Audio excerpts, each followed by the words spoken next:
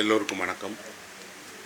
கிரேக்க நாடகங்களினுடைய 2வது தொகுதியை இன்று வெளியிட்டு சிறப்பித்திருக்கக்கூடிய அருமை நண்பர் ஸ்டாலின் அவர்களுக்கும், இந்நூலை மிக சிறப்பாக வெளியிட்டிருக்கக்கூடிய வேமன் பதிப்பகத்திற்கும், இந்த நூலினுடைய வெளியீட்டு விழாவை இங்கு ஏற்பாடு செய்து இத்தனை பேரையும் வரவேற்றிருக்கக்கூடிய எங்கள் எல்லோருக்குமே என்னுடைய முதல் வணக்கம். ஸ்டாலின் அவர்களை அவங்க ரேடியோ நிலையத்தினுடைய இயக்குனராக இருக்கிற காலகட்டத்திலிருந்து எனக்கு தெரியும். கோவையில் நான் போய் வெவ்வேறு இலக்கிய கூட்டங்களுக்கு போகிற நேரங்களிலெல்லாம் அந்த இலக்கிய கூட்டங்களை பதிவு செய்து அவர் ஒலிபரப்பியிருக்கிறார். என்னுடைய நேர்காணலை ஒளிபரப்பு செய்திருக்கிறார். இன்னும் சொல்லப்போனால் தமிழில் ரொம்ப தீவிரமாக நவீன தமிழ் இலக்கியத்தோடு அதை தொடர்ந்து படிக்கவும் விவாதிக்கவும், அந்த இலக்கியவாதிகளை வானொலி நிலையத்துக்கு அழைத்துட்டு போய் அவர்களை நேர்காணல் செய்வதுமான ஒரு தொடர் பணியை செய்திருக்கிறார். அவர் இதுக்கு முன்னாடி ஒரு இதே போல் கிரேக்க நாடகங்களுடைய தொகுதி 1 வெளியிட்டிருக்கிறார். அந்த தொகுதி 1 நான் முழுவதுமாக படிச்சிருக்கிறேன். இப்போ இந்த தொகுதி 2 கொடுத்தாரு. நான் அறிந்த வரைக்கும் தமிழ்நாட்டில் கிரேக்க இலக்கியங்களை, கிரேக்க சிந்தனையை, கிரேக்க கலைமரபை, கிரேக்கத்தினுடைய அந்த பெரிய கலை மரபை தமிழுக்கு தொடர்ந்து செய்திருக்கக்கூடிய ஒரு பெரிய பணியை ஸ்டாலின் செஞ்சிட்ருக்காரு. அவருக்கு தமிழ் இலக்கிய உலகத்தின் சார்பாக மனம் நிறைந்த பாராட்டுக்களையும் நன்றியும் தெரிவிச்சுக்கிறேன். ஒருவர் தன்னுடைய விருப்பத்திற்காக இது போன்ற ஒரு விஷயத்தை படிக்கலாம், அப்படி படிப்பாங்க. சிலர் அவர்கள் விருப்பம் இருந்தால் கிரேக்க இலக்கியங்களை, நாடகங்களை, அந்த கிரேக்கத்தினுடைய சிந்தனையாளர்களை பற்றி படிப்பாங்க. ஆனால் அதை மொழிபெயர்ப்பதுங்கிறது ஒரு பெரிய சவால். ஒருவேளை விருப்பம் இருந்தால் ஏதாவது ஒருவருடைய ஒரு நாடகத்தை மொழிபெயர்க்கலாம். அல்லது என்ன பண்ணுவாங்க அப்படின்னா, யாராவது மேடை ஏற்றுவதற்கு உதவி செய்வதற்காக ஒரு நாடகத்தை மொழிபெயர்ப்பாங்க. ஆனால் தன்னுடைய சுய விருப்பத்தின் காரணமாக ஒட்டுமொத்த அந்த கிரேக்க நாடகங்களுடைய முதன்மை பிரதிகள் அத்தனையுமே ஸ்டாலின் மொழிபெயர்த்திருக்கிறார்னா, அது அவருக்கு இருக்கக்கூடிய அந்த கிரேக்க இலக்கியத்தின் மீது இருக்கக்கூடிய ஒரு தீரா பற்று, அதை தமிழிலே வாசிக்கணும் அப்படின்னு சொல்லி தமிழர்கள் மீது கொண்டிருக்கக்கூடிய அளப்பரிய நம்பிக்கை, இந்த 2 தான் அவரை இப்போ ஒரு பெரிய பணியை செய்ய வச்சுருக்குது. தமிழ் உலகம் அதுக்கு எந்த மாதிரியான ஒரு எதிர்வினையை தந்திருக்கு அப்படின்னா பெரிய அளவுக்கு வரவேற்பு இல்லை. நான் எப்போவுமே அவரை சந்திக்கும் போதெல்லாம் சொல்லுவேன், இதுக்கு ஒரு விழா எடுங்க, மிக சிறப்பாக அதை கொண்டு போகலாம். இன்னும் சொல்லப்போனால் அதை ஒரு பெரிய நூலாக வெளியிடுவதல்ல, அதை படிக்க வைக்கணும், அதை பேசணும், விமர்சிக்க வைக்கணும். இன்னும் சொல்லப்போனால் பல்வேறு இது சார்ந்த அரங்குகள் இருக்குது. அந்த அரங்குகள்லாம் அவர்களுக்கு அறிமுகப்படுத்தணும், அவர்களுக்கு தெரியாது. இந்த நாடக துறைகள் இருக்குது, அந்த நாடகத்துறையில் உள்ளவர்களை அணுகி இந்த மாதிரியான நாடகம் படிப்பவர்களுக்கு இதை பாடமாக வைக்கணும். அப்புறம் நாடகத்தோடு தொடர்புடைய நாடக குழுக்கள் இருக்காங்க, அவர்களை எல்லாம் அழைச்சி இதை நாடகமாக நிகழ்த்தணும். எல்லாம் தாண்டி நீங்கள் செய்திருக்கக்கூடிய பணி அப்படிங்கக்கூடியது உங்களுடைய நேரத்தை, உங்களுடைய விருப்பத்தை, உங்களுடைய பொருளை எல்லாத்தையும் அதுக்கு கொடுத்துருக்கீங்க. அது முறையாக உங்களுக்கு அதுக்கான ஒரு மரியாதையும் அதற்கான ஒரு வெகுமதிகளும் உங்களுக்கு கிடைக்கணும். மொழிபெயர்ப்புக்காக எத்தனையோ பெரிய விருதுகள் தமிழில் இருக்குது. இன்றைக்கு தமிழ்நாட்டில் ஆச்சரியமாக இருக்கவங்களுக்கு மொழிபெயர்ப்பாளர்களுக்கு அரசே சிறந்த மொழிபெயர்ப்பாளர்கள் 10 பேரை தேர்வு செய்து முந்தா நாள் ஆளுக்கு 1 லட்சம் ரூபாய் விருது கொடுத்தாங்க. நான் அறிந்த வரைக்கும் இப்படி தமிழகத்தில் ஒருபோதும் நடந்ததில்லை. தமிழ் மொழிபெயர்ப்பாளர்களை அழைத்து 10 சிறந்த மொழிபெயர்ப்பாளர்களுக்கு மொழிபெயர்ப்புக்கான விருது கொடுத்துருக்காங்க. SRM பல்கலைக்கழகம் என்ன செய்யுதுன்னா, மொழிபெயர்ப்பாளர்களுக்கு இதே போல் 1 லட்சம் ரூபாய் விருது கொடுக்குது. பல்வேறு இப்போ திசை எட்டும் அப்படின்னு சொல்லி நல்லி குப்பசாமியோடு இணைஞ்சு நடத்தக்கூடிய அதுலேயும் அவங்க மொழிபெயர்ப்பாளர்களை கௌரவப்படுத்துகிறாங்க. இவ்வளவு மொழிபெயர்ப்பு விருதுகள் இருந்தாலும் கூட இது போன்ற ஒரு புத்தகம், இது போன்ற ஒரு சிறந்த மொழிபெயர்ப்பாளர் அவ்வளவு தகுதியும் திறனும் அதுக்கான சாதனைகளும் செய்திருந்தாலும் கூட அந்த வெளிச்சத்துக்கே வராமல் இருக்கிறாரேன்னு எனக்கு ஸ்டாலின் மீது எப்போதுமே ஒரு வருத்தம் உண்டு. இன்னும் சொல்லப்போனால் அவர் அதை விரும்பாதவர். அப்படி அவர் விரும்பாமல் இருப்பதற்கான காரணமும் கூட அவர் இதையெல்லாம் படித்திருக்கிறார். அந்த மேதைகளை அறியும் போது அவர்கள் முன்னாடி நான் யாருன்னு நினைக்கக்கூடும். ஆனால் ரொம்ப ஒரு அருமையாக சொன்னார் பாலரமணி அவர்கள், வெளிச்சம் ஒவ்வொருவருக்குமான ஒரு சிறு வெளிச்சம் வேணும். ஒரு பெரிய வெளிச்சத்திற்கு அவர் உட்படாவிட்டாலும் அவர் மீது ஒரு சின்ன வெளிச்சம் படணும். அந்த அவருக்கான புகழும் பாராட்டுகளும் அவர் செய்த பணிக்கான அந்த வெகுமதியும் அளிக்கப்படணும். நான் அதனால தான் அவர் கேட்ட உடனே சொன்னேன், நீங்கள் எப்போ நடத்தினாலும் நான் வருவேன், நீங்கள் என்னை கேட்கவே வேணாம் ஸ்டாலின், நீங்கள் எப்போ கூட்டம் நடத்தினாலும் நீங்கள் எங்கே கூட்டம் நடத்துகிறீங்கன்னு சொல்லுங்கள், நான் வரேன் அப்படின்னு. இதே கூட்டத்தை 2-3 வாரங்களுக்கு முன்பாக பல்கலைக்கழக அரங்கத்தில் வச்சுக்கலான்னாரு, வரேன் அப்படின்னு சொன்னேன். இல்லை மாற்றிட்டாங்க, பரவாயில்ல எப்போன்னு சொல்லுங்கள் அப்படின்னு. இன்றைக்கி கூட முதல்ல நான் சொன்னேன், நேற்று ஒரு நிகழ்ச்சி எங்களுக்கு முழு நாள் கிட்டத்தட்ட நாள் முழுவதும் நடத்தியிருக்கிறேன் அப்படின்னு. காலையிலேருந்து எனக்கு இடைவிடாத தொலைபேசி அழைப்பு, அது சார்ந்த விஷயங்கள். ஆனால் நான் சொன்னேன், இல்லை இன்றைக்கி 1/2 நாள் அவருக்குரியது. ஏன்னா அவர் செய்திருக்கக்கூடிய பணி அவ்வளோ மிக முக்கியமான ஒரு பணி. நண்பர்களே, நமக்கு தமிழ் நாடகம் அப்படின்னு சொன்னாலே மேடையில் போடக்கூடிய, அதிலும் கூட இங்கே இந்த சென்னையில் இருக்கக்கூடிய சபாக்களில் இருக்கக்கூடிய நாடகத்தை தான் தெரியும். இங்கே வந்திருக்கக்கூடியல நிறைய பேர் கொஞ்சம் வயது முதிர்ந்தவர்களாக இருக்கிறதால உங்களுக்கு நிச்சயம் தெரிஞ்சிருக்கும். நாடகங்கிறது இந்த சபையில் போடப்பட்டது அல்ல. மேடைகளில், நம்ம ஊரில் திருவிழாக்களில், இன்னும் சொல்லப்போனால் அந்தந்த பண்டிகையை ஒட்டி, கோவில் விழாக்களை ஒட்டி போடப்பட்ட நாடகங்கள். சுதந்திர போராட்டத்தோடு தொடர்புடைய மிகப்பெரிய நாடக மரபு நமக்கு இருக்குது. சுதந்திர போராட்டத்துக்கு மற்ற எல்லா கலை வடிவங்களையும் விட நாடகம் நேரடியான பங்களிப்பை செஞ்சுருக்கு. விஸ்வநாத தாஸ் மாதிரி, பாஸ்கர் தாஸ் போல் பெரிய கலைஞர்கள் நாடக மேடையை சுதந்திர மேடையாக பயன்படுத்தியிருக்கிறாங்க. வள்ளி திருமணத்தில் முருகனாக வரக்கூடிய விஸ்வநாத தாஸ் மேடையில் உட்காந்துக்கிட்டு வெள்ளைக்காரனை ஏற்று பாடுவார். அவர் மேடையை விட்டு கீழே இறங்கி வந்தால் அவரை கைது பண்ணிடுவாங்க. ஆனால் அவர் என்னை கைது பண்ண முடியாது, ஏன்னா நான் முருகன் இல்லைன்னு சொல்லுவார். முருகனை எப்படி கைது பண்ணுவீங்கன்னு நாடகம் முடிகிற வரைக்கும் காத்திருந்து அவரை கைது பண்ணி அழைச்சிட்டு போய் சிறையில் அடைத்தவதெல்லாம் நமக்கு வரலாறு. ஆனால் நாடகம் அப்படிங்கக்கூடியதுக்கு நமக்கு தமிழில் ஒரு பெரிய மரபு இருந்தாலும் கூட இன்றைய நாடகம் அப்படிங்கக்கூடியது ஒரு வருத்தமான, இன்னும் சொல்லப்போனால் ஒரு புறக்கணிக்கப்பட்ட நிலையில் தான் இருக்குது. நாடகம் போடுகிறவர்கள், நவீன நாடகம் போடுகிறவர்களுக்கு அரங்கு இல்லை, நாடக குழுக்களுக்கு ஆதரவு இல்லை. திரைப்படங்கிற ஒரு வலிமையான ஊடகம் உருவான உடனே முதல்ல பாதிப்பானது நாடகம்தான். அந்த நாடக கலைஞர்கள், நல்ல கலைஞர்களெல்லாம் திரைத்துறைக்கு வந்துட்டாங்க. திரைத்துறையில் பெரிய நடிகர்களாக அதில் பல்வேறு துறை சார்ந்து பணியாற்ற போயிட்டாங்க. நாடகம் கைவிடப்பட்டது. இந்த மாதிரி ஒரு பக்கம் நாடகம் நலிவடைஞ்சிக்கிட்டே இருக்குது. இன்னொரு பக்கம் உலகத்தினுடைய மிகச்சிறந்த அந்த கிரேக்க அரங்கத்தை பற்றி, அந்த கிரேக்க அரங்கத்திலிருந்து உருவான நாடக மரபை பற்றி, அதனுடைய மூல பிரதிகளை நம்ம ஒருத்தர் தமிழில் மொழிபெயர்த்து போட்டே இருக்கிறார். யார் இப்போ படிப்பாங்க? யாருக்கு இது? யோசித்தால் நமக்கு ஒரு பெரிய வருத்தமும் வெறுமையும் உருவாகும். எல்லாரும் கைவிட்டு போன ஒரு விஷயத்தை யாரோ ஒருவர் திரும்ப மீட்சி செய்யணும்னு பார்க்குறாரு, அதை புத்துருவாக்கம் எடுக்கணும்னு பார்க்குறாரு. அதற்கு தன்னாலான உதவிகளை செய்து அந்த மூல பிரதிகளை எல்லாம் தமிழர்களுக்கே கொடுத்து அந்த கலையை இன்னொரு தடவை தமிழ்நாட்டில் கொண்டு வந்துட முடியாதான்னு நினைக்கிறாரு அப்படின்னு. ஒரு 30 ஆண்டுகள் இருக்கும். 30 ஆண்டுகளுக்கு முன்பாக மதுரையில் மு. ராமசாமின்னு ஒரு மிகப்பெரிய நாடக இயக்குனர் இருக்கிறார். தஞ்சை பல்கலைக்கழகத்தினுடைய நாடகத்துறையினுடைய தலைவராக இருந்தார். அவருடைய துணைவியார் செண்பகம் ராமசாமின்னு இருக்கிறாங்க. அவங்க ஒரு நாடகத்தை, கிரேக்க நாடகத்தை தமிழ் படுத்தினாங்க. தமிழில் மொழிபெயர்த்து ஒரு நாடகமாக நிகழ்த்தினாங்க. ராமசாமி தான் அந்த நாடகத்தை இயக்குனார். நான் அந்த நாடகத்தை ஒரு கல்லூரி மாணவனாக இருந்த நாட்களில் போய் பார்த்து போனேன். துர்க்கிர அவலம் அப்படின்னு அந்த நாடகத்துடைய பெயர். அது சோஃபாக்லிஸோடைய ஆன்டகனி நாடகத்தை தான் துர்க்கிர அவலம் அப்படின்னு போட்டாங்க. தமிழில் ஒரு கிரேக்க நாடகம் அதிக அளவுக்கு மேடையேற்றப்பட்டதும் கொண்டாடப்பட்டதும், இன்னும் சொல்லப்போனால் அது கிரேக்க நாடகம்னு தெரியாமலே மக்கள் அதை பார்த்ததும் இந்த துர்க்கிர அவலத்துக்கு தான். துர்க்கிர அவலம் தமிழ்நாட்டில் எல்லா ஊர்களையும், நான் அறிந்த வரைக்கும் மதுரையில், தஞ்சாவூரில், பாண்டிச்சேரியில், கடலூரில் எல்லா ஊர்களையும் போட்டிருக்கிறார். டெல்லியில் நடந்த சர்வதேச நாடக விழாவில் கூட பங்கேற்றது. பலவேறு நாடக அமைப்புகள் இந்த நாடகத்தை அழைச்சி திருவனந்தபுரத்தில் போட வச்சாங்க, ஹைதராபாத்தில் போட வச்சாங்க. ஒரு கிரேக்க நாடகம் தமிழ்நாட்டினுடைய நாடகமாக எப்படி மாறுது? ஆச்சரியமாக இருக்குது. அந்த கதை இங்கேயும் பொருந்தக்கூடியதாக இருக்குது.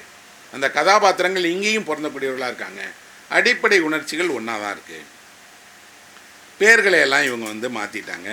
ஆனால் அவர்களுடைய அவலத்தை சித்தரிக்கிற விதத்தில் அந்த அவலம் எல்லா காலத்துலேயும் எப்பவும் இருக்கக்கூடிய மானுட அவலமாக தான் ஒலிக்குது. அதனால் ஆன்டகனியை படிக்காத, சோஃபாக்லிஸை தெரியாதவர்களுக்கும் துர்க்கிர அவலம் பிடிச்சிருந்தது. இந்த செண்பகம் ராமசாமி அவர்கள் இப்போது இல்லை, அவங்க மறைஞ்சிட்டாங்க. ராமசாமி இருக்கிறார், திரைத்துறையில் ஒரு முக்கியமான நடிகராக இருக்கிறார். புகழ்பெற்ற இன்றைக்கி ஒரு திரைத்துறையை சேர்ந்த நடிகர், நாடகம் தொடர்ந்து போடுறார். ஆனால் அவரை போன்ற ஒரு மூத்த கலைஞர்கள் கிரேக்க நாடகத்தினுடைய மிக முக்கியமான ஒரு பிரதியை எடுத்து நாடகமாக்கும் போது அவர்களுக்கெல்லாம் இருந்த ஒரு சவால் என்னென்னா, இதெல்லாம் என் படிக்கிறதுக்கே தமிழில் கிடைக்கலையே. சோஃபாக்லிஸை படிக்கணும்னு யாராவது, நான் இன்றைக்கு அந்த நாடகம் பார்த்த உடனே நான் ஆங்கில இலக்கியம் படித்தேன், அதனால் வீட்டில் போய் உடனடியாக இந்த கிரேக் ட்ராஜடிஸை எடுத்து நான் படிக்க முடிந்தது. ஆனால் என்னோட நாடகம் பார்த்த யாரோ ஒருவருக்கு அந்த நாடகத்தை படிக்கணும்னு விரும்பி இருந்தார்னா, சோஃபாக்லிஸை படிக்கணும்னு தெரிஞ்சிருந்தாருன்னா கிடைக்காது. எல்லாம் தாண்டி நான் ஆங்கில இலக்கியம் படிக்கும்போது எங்களுக்கு ஒரு பகுதி அதில் ஷேக்ஸ்பியருடைய நாடகங்கள், இன்னொரு பகுதி மாடர்ன் ட்ராமான்னு சொல்லப்படக்கூடிய நவீன நாடகங்கள். இந்த ரெண்டுமே தவிர ஹிஸ்ட்ரி ஆஃப் லிட்ரேச்சர்னு இலக்கிய வரலாறை படிக்கும்போது இந்த நாடகங்கிற இந்த வடிவம் எப்படி உருவானது, அதனுடைய வளர்ச்சி நிலைகள் என்ன, எதெல்லாம் கிரேக்கத்திலிருந்து ஆங்கில நாடகத்துக்கு எடுத்துட்டாங்க அப்படிங்கிற வரலாறை நாங்கள் படிப்போம். இப்போ படிக்கும்போது எங்களுக்கு சொல்லிக் கொடுத்தது அந்த முக்கியமானது கிரேக்க நாடகங்களுடைய அந்த வரலாறை தான் ஒரு கிட்டத்தட்ட ஒரு 3 மாத காலம் நாங்கள் அதை படித்தோம். நான் ஒரு நல்ல ஆசிரியர்களால் உருவாக்கப்பட்ட ஒரு மாணவன். எனக்கு ஏதாவது கொஞ்சம் திறமைகள் இருக்குது, நான் ஏதாவது செய்கிறேன்னா அது என்னுடைய ஆசிரியர்களுக்கு தான் சாரும். ஏன்னா அவர்கள் இதை எல்லாவற்றையும் முறையாக கற்பித்தாங்க. நான் ஆங்கிலம் படிக்கும்போது எனக்கு ஆங்கிலம் கற்றுக் கொடுத்த ஆசிரியர்கள் யாரும் கையில் புத்தகங்களோடு வகுப்பறைக்கு வர மாட்டாங்க. வெறுமனா வருவாங்க, ஒரு சாக் பீஸ் எடுத்து மேலே வந்து ஷேக்ஸ்பியர் அப்படின்னு எழுதினாருன்னா முழு ஷேக்ஸ்பியரோட மேக்பெத்தும் அவர் மனசில் இருந்தே சொல்லுவார். நாம் கையில் புத்தகத்தை வச்சு பார்த்துக்கிட வேண்டியதான். நாம் எங்கேருந்து கேட்கலாம். இதே போல தான் இந்த கிரேக்க நாடகங்களை நடத்துவதற்காக அந்த ஆசிரியரும் கூட வந்து என்னென்னா டேனியல் அப்படின்னு ஒரு ஆசிரியர் தான் அதை எனக்கு நடத்தினார். அவர் வந்த உடனே சோஃபாக்லேஸ்னு எழுதினார்னா சோஃபாக்லேஸினுடைய அந்த ஒடிபஸை வந்து முழுவதும் சொல்லுவார். நாம் வந்து புத்தகத்தை வச்சு பார்த்துக்கிடணும். அப்போ இவர்களுக்கெல்லாம் என்ன இருந்ததுன்னா, தான் ஒரு ஆசிரியராக வேலை பார்க்கிற காரணத்தால் அதை முழுவதும் படித்து குறிப்புகள் எடுத்து மாணவர்களுக்கு அதை எப்படி சொல்லணும், என்ன உதாரணங்களை சொல்லணும். இன்னொன்று, நாம் கிரேக்கத்தினுடைய பண்பாடு தெரியாமல் இன்னொரு பண்பாட்டிலிருந்து படிச்சிட்ருக்குறோம். அவர்களுக்கு அந்த பண்பாட்டை அறிமுகப்படுத்தணுங்கிறதுல ரொம்ப அக்கறையாக இருப்பாங்க. நான் இலக்கியம் படிக்கும்போது முதல் முறையாக என்னுடைய வகுப்பறையில் மற்ற இது மாதிரி இல்லாமல் எங்கள் வகுப்பறையில் ஆடியோ வீடியோவோடு தான் நாங்கள் வந்து இலக்கியம் படிப்போம். அந்த வகுப்பு ஆரம்பிக்கிறதுக்கு முன்னாடி முதல்ல என்ன பண்ணுவாங்க அப்படின்னு சொன்னால், ஒரு மேப் கொண்டு வந்து கிரீக்கோட மேப் காட்டுவார். இதான் கிரீக், இங்கே என்னென்ன நதிகள் ஓடுது, எந்தெந்த நகரங்கள் இருக்குன்னு. அப்புறம் ஒரு 2-3 நிமிடங்கள் காட்சிகள் பார்ப்போம். கிரீக்கத்தினுடைய பழைய நகரம் எப்படி இருந்துச்சு, அக்ரோபலிஸ்னால் எது அக்ரோபலிஸ், அங்கே என்ன மேடை இருந்தது எல்லாம் காட்டுவார். அதுக்கப்புறம் என்ன பண்ணுவாங்கன்னா, பிபிசியிலேருந்து ஒலிபரப்பாகிற அந்த நாடகத்தை ஒரு சின்ன துணுக்கு போடுவார். இதான் அந்த நாடகம், இப்போ போடுறாங்க, அந்த காலத்தில் எப்படி போட்டாங்க, இதெல்லாம் காட்டிட்டு அதுக்கப்புறம் தான் உங்களுக்கு நாடகத்துக்கு வருவார். அப்போ நமக்கு தெரியும் கிரேக்க நாடகங்கள் அப்படிங்கக்கூடியது எதனால் உருவாச்சுன்னா, அந்த கிரேக்கத்தில் வந்து ஏராளமான கடவுள்கள் இருக்கிறாங்க. நம்ம இந்தியாவை போல் அதிக கடவுள்கள் உள்ள ஒரு நாடு வந்திருக்கு. இன்னும் சொல்லப்போனால் இந்தியர்களை விடவும் அதிகமான கடவுள்கள் கிரேக்கத்தில் இருக்கிறாங்க. கிரேக்கத்தில் 30,000க்கும் மேற்பட்ட கடவுள்கள் இருக்காங்கன்னு சொல்கிறாங்க. அநேகமாக மக்கள் தொகையில் ஆளுக்கு ஒரு கடவுள் இருந்திருப்பார் போல இருக்கு, அவ்வளவு கடவுள்கள் இருக்கிறாங்க. இதில் டயோனிக்கஸ் அப்படிங்கிற அந்த கடவுளுக்கு தான் ஒரு பெரிய விழா. அவர் யார் அப்படின்னா, நம்மளோட விவசாயத்துக்கு இருக்கிற கடவுள் போல் வேளாண்மையை விருத்தி பண்ணக்கூடிய அவர் தான். என்ன அவருக்கு ஒரு சிறப்பு என்னென்னா, அவர் தான் முதல்ல திராட்சையிலிருந்து அந்த ஒயினை தயாரிக்க முடியும்னு கண்டுபிடித்தவராம். ஒரு கடவுளுடைய முக்கியமான பணியில் ஒரு பணி போல் இருக்கிறது, அதை அவர் கண்டுபிடிச்சு கொடுத்துருக்காரு. விவசாய காரியங்களில் இருக்கிறதுனால ஆண்டுக்கு 3 முறை அவருக்கு விழா எடுப்பாங்க. எந்தெந்த மாதங்களில், டிசம்பர் மாதத்தில், ஜனவரி மாதத்தில், மார்ச் மாதத்தில் அவருக்கு விழா எடுப்பாங்க. இந்த மார்ச் மாதத்தில் அவர் விழா எடுக்கிற நாட்களில் மக்கள் எல்லாம் ஒன்று கூடி ஒரு நாடகம் நடத்துவாங்க. இந்த நாடகத்தை, அந்த நடனத்தோடு நாடகத்தை நடத்தி அந்த நாடகத்தை வந்து மக்கள் பார்த்து, அந்த நாடகம் பார்க்க வரக்கூடியவர்களில் வந்து அவர்களை வைத்து தேர்வு செய்ய வைத்து சிறந்த நாடகங்களுக்கு பரிசு கொடுப்பாங்க. ஒரு நாடக போட்டின்னு வச்சுக்கலாம். எல்லா முக்கியமான நாடக ஆசிரியர்களும் அங்கே வந்து நாடகங்களை நிகழ்த்துவாங்க. சிறந்த நாடகம் எதை வைத்து இந்த நாடகத்தை அளவையிடுறது, எப்படி பரிசு கொடுக்குதுன்னா, எந்த நாடகம் ரொம்ப அளவைக்குதோ அது மிகச்சிறந்த நாடகம். ஒருவேளை இன்றைக்கி இருந்தால் டிவி சீரியல் போன்ற இந்த இதுக்கு முன்னாடி எந்த நாடகமும் போட்டியிட முடியாது. ஆனால் அன்றைக்கு அந்த துன்பவியல் நாடகம், ட்ராஜடிஸ்ன்னு சொல்லப்படக்கூடிய எந்த நாடகம் மிக அதிகமாக பார்வையாளர்களை அழச் செய்கிறதோ, அவலத்தை விவரிக்கிறதோ, மனித துயரை பற்றி பேசுகிறதோ அந்த நாடகங்கள் தான் சிறந்த நாடகங்களாக. அதனால் கிரீக் ட்ராஜடிஸுங்கிற அந்த துன்பவியல் நாடகங்கள் உருவாகிறதுக்கு முக்கியமான காரணம், ஏன் துன்பத்தை ஒரு நாடகமாக மாற்றி அதை போட்டு ஜனங்க பார்த்து அழணும் அப்படின்னா, அது துன்பங்கள் அல்ல, எல்லா காலத்திலும் மனிதர்கள் சந்திக்கிற அடிப்படை பிரச்சனைகள். கிரேக்க துன்பவியல் நாடகங்கள், கிரீக் ட்ராஜடிஸுங்கிற அந்த துன்பவியல் நாடகங்களுக்கு ஏதாவது ஒரு பொதுத்தன்மை இருக்குன்னா, அது எதை பற்றி பேசுதுன்னா, பதவிக்கு வரக்கூடியவர்கள் பதவிக்கு வருவதற்காக என்ன வேணுமானாலும் செய்வாங்கங்கிறத பற்றி பேசுது. குறிப்பாக சொல்கிறா, அதிகாரத்தை அடைவதற்காக மேற்கொள்ளக்கூடிய சதிகள், அதிகாரத்தை அடையணுங்கிறதுக்காக ஏற்படக்கூடிய கொலைகள், அதில் ஏற்படக்கூடிய துர்மரணம், இன்னும் சொல்லப்போனால் துரோகத்தை பற்றி தான் பெரும்பான்மையான கிரேக்க நாடகங்கள் பேசுது. யார் யாருக்கு துரோகம் செய்வாங்க, நினைத்தே பார்க்க முடியாத அளவுக்கு எல்லா துரோகங்களும் கிரேக்க வரலாறில் மேலேருந்து கீழே வரைக்கும் நடக்கும். ஒரு மன்னன் இருக்கிறான், அந்த மன்னன் வெளியூருக்கு போயிட்டானா மன்னனுடைய மனைவி உடனடியாக வேற ஆளோட போயிடுவாள். மன்னன் நாட்டை காப்பாற்றுறதை விட மிகப்பெரிய சிக்கல் அவனுக்கு தன்னுடைய குடும்பத்தை காப்பாற்றுறது. அதனால் அவன் குடும்பத்தையும் என்ன செய்வான் அப்படின்னா, நாட்டை பாதுகாப்பது போலவே பாதுகாப்பான். அதனால தான் அவர்கள் கற்பு கவசங்கள்னு சொல்லக்கூடிய சாசிட்டி பெல்ட், பெண்களை வெளியூர்களுக்கு அவங்க போனாங்கன்னா விட்டுட்டு போகும்போது இடுப்பில் ஒரு பெரிய இரும்பு கவசத்தை மாட்டிட்டு போயிடுவாங்க. மாட்டியே இந்த பூட்டை பூட்டிட்டு போயிடுவாங்க. அந்த சாவி அவனிடம்தான் இருக்கும். அந்த பெண்ணோடு வேறு யாரும் உறவு கொள்ளக்கூடாதுங்கிறதுக்காக ஒரு இரும்பு பட்டை உள்ள கவசத்தை வச்சுருந்தாங்க. அப்படி தான் கிரேக்கத்தில் பெண்களை வச்சுருந்தான். அது அடிமைகளுக்கு மட்டுமல்ல, அரசியலுக்கும் பொருந்தக்கூடியது. அரசியலுக்கும் அது போல தான் இருப்பாங்க. ஆனால் அதை தாண்டி அந்த பெண்கள் அல்லது அந்த மாதிரியான ஆண்கள் வேறு வேறு பெண்களோடு அவர்களுக்கு இருந்த உறவு, அதனால் ஏற்பட்ட பகை, அதில் ஏற்பட்ட உயிரிழப்பு, இதையெல்லாம் தான் திரும்ப திரும்ப கிரீக் ட்ராஜடிஸ் பேசுறது. இதெல்லாம் தப்பு, இந்த தவறுகளுக்கெல்லாம் தண்டனை உண்டு. என்ன தண்டனை நடக்கும் தெரியாது, என்ன வேணாலும் நடக்கும். உனக்கு நீ கொல்லப்படலாம், உன் வாரிசுகள் கொல்லப்படலாம், பதவி போகலாம். அப்போ அவர்களுடைய வாழ்க்கை முழுவதுமே ஒரு குற்றத்தை செய்து அந்த குற்றத்திலிருந்து மீள முடியாத ஒரு தவிப்பு இருந்துக்கிட்டே இருக்குது. தெரிந்து செய்த குற்றம்னு இருக்குது, தெரியாத செய்த குற்றம்னு இருக்குது. இதற்கான தண்டனையை உடல் தான் அனுபவிக்கணும் அப்படின்னு. கிரேக்க நாடகங்களை படித்தால் நமக்கு தோன்றும் வித்தியாசமான தண்டனைகளை கொடுக்குறாங்க. அது சாபத்தால் ஏற்படக்கூடியதாக இருக்குது. சிலருக்கு அரசே இப்படி தண்டிக்கணும்னு நினைக்கிறாங்க. பிள்ளைகள் தந்தையை தண்டிக்கிறாங்க, தந்தையை வெறுக்கிறாங்க, வெளியேற்றுறாங்க. ஒரு கிட்டத்தட்ட மனித அவலங்கள் தான், அது அவலத்தினுடைய தொகுப்பாக தான் கிரேக்க நாடகங்கள் எல்லாமே இருக்குது. அவங்க ஏதாவது ஒரு விஷயத்தை வலியுறுத்தினா கருணை தான் உலகத்தில் மிக முக்கியமானது. கருணை கொள்ளுங்கள், அன்பு கொள்ளுங்கள். அது உங்களை எவ்வளோ பெரிய இடத்துல இருந்தாலும் சரி, நீங்கள் அதிகாரத்தை பயன்படுத்தி எல்லாத்தையும் அடைய முடியாது, உங்களை வெளியே அனுப்பிடணும்னு சொல்லுது. இந்த மாதிரியான ஒரு துன்பவியலை பேசுகிற நாடகங்கள் ஒரு பக்கம் இருந்தால், இன்னொரு பக்கம் அதனுடைய காமெடின்னு சொல்லக்கூடிய, விமர்சிக்கக்கூடிய, கேலி பண்ணக்கூடிய, எல்லாவற்றையும் சந்தோஷமாக எளிதாக எடுத்துக்கொள்ளக்கூடிய நாடகங்களும் அவங்க போட்டாங்க. அது கிரீக் காமெடிஸ்ன்னு சொல்கிறாங்க. அந்த கிரேக்கத்தில் இருக்கக்கூடிய இன்பவியல் நாடகங்கள். இந்த இன்பவியல் நாடகங்களில் அரிஸ்டோஃபன் ஒரு பெரிய நாடகாசிரியர். அவருடைய நாடகத்துக்கு போகிறதா இருந்தால் அந்த நாடகம் பார்ப்பவர்கள் எல்லாம் விழுந்து சிரிப்பாங்க. அது யாரை பற்றி அவர் பேசுகிறாருன்னு தெரியும், அவரை பற்றி நினைத்து சிரிப்பார்கள். அவர் ஒரு நாடகம் போடுறதில் எந்த மாதிரினா, ஒரு அரசை விமர்சிக்கணும்னு முடிவு பண்ணார்னா அந்த கதாபாத்திரங்களை எல்லாரையும் அவரை போல் உருவாக்கிடுவார். அவர்களை வைத்து கொண்டு அவர்களை இவர் குத்தி காட்டி பேசுவதன் வழியாக ஒரு சோழலாம் நாடகம் போடுவார் இல்லையா, இது மாதிரியான ஒரு நாடக வகைன்னு வச்சுக்கலாம். அப்படி நாடக வகைக்கு இதுக்கு ஒரு வரவேற்பு. இந்த ரெண்டு நாடக வகை இருந்தாலும் பெருமளவு, ஆனால் அந்த கிரேக்க மக்களும் சரி, கிரேக்க நாடகங்களும் சரி, அதனுடைய கிரீக் ட்ராஜடிஸ்க்காக தான் புகழ்பெற்றது. அந்த கிரேக்க துன்பவியல் நாடகங்கள் தான் கிரேக்கத்தினுடைய ஒரு பெரிய மையமான விஷயம்.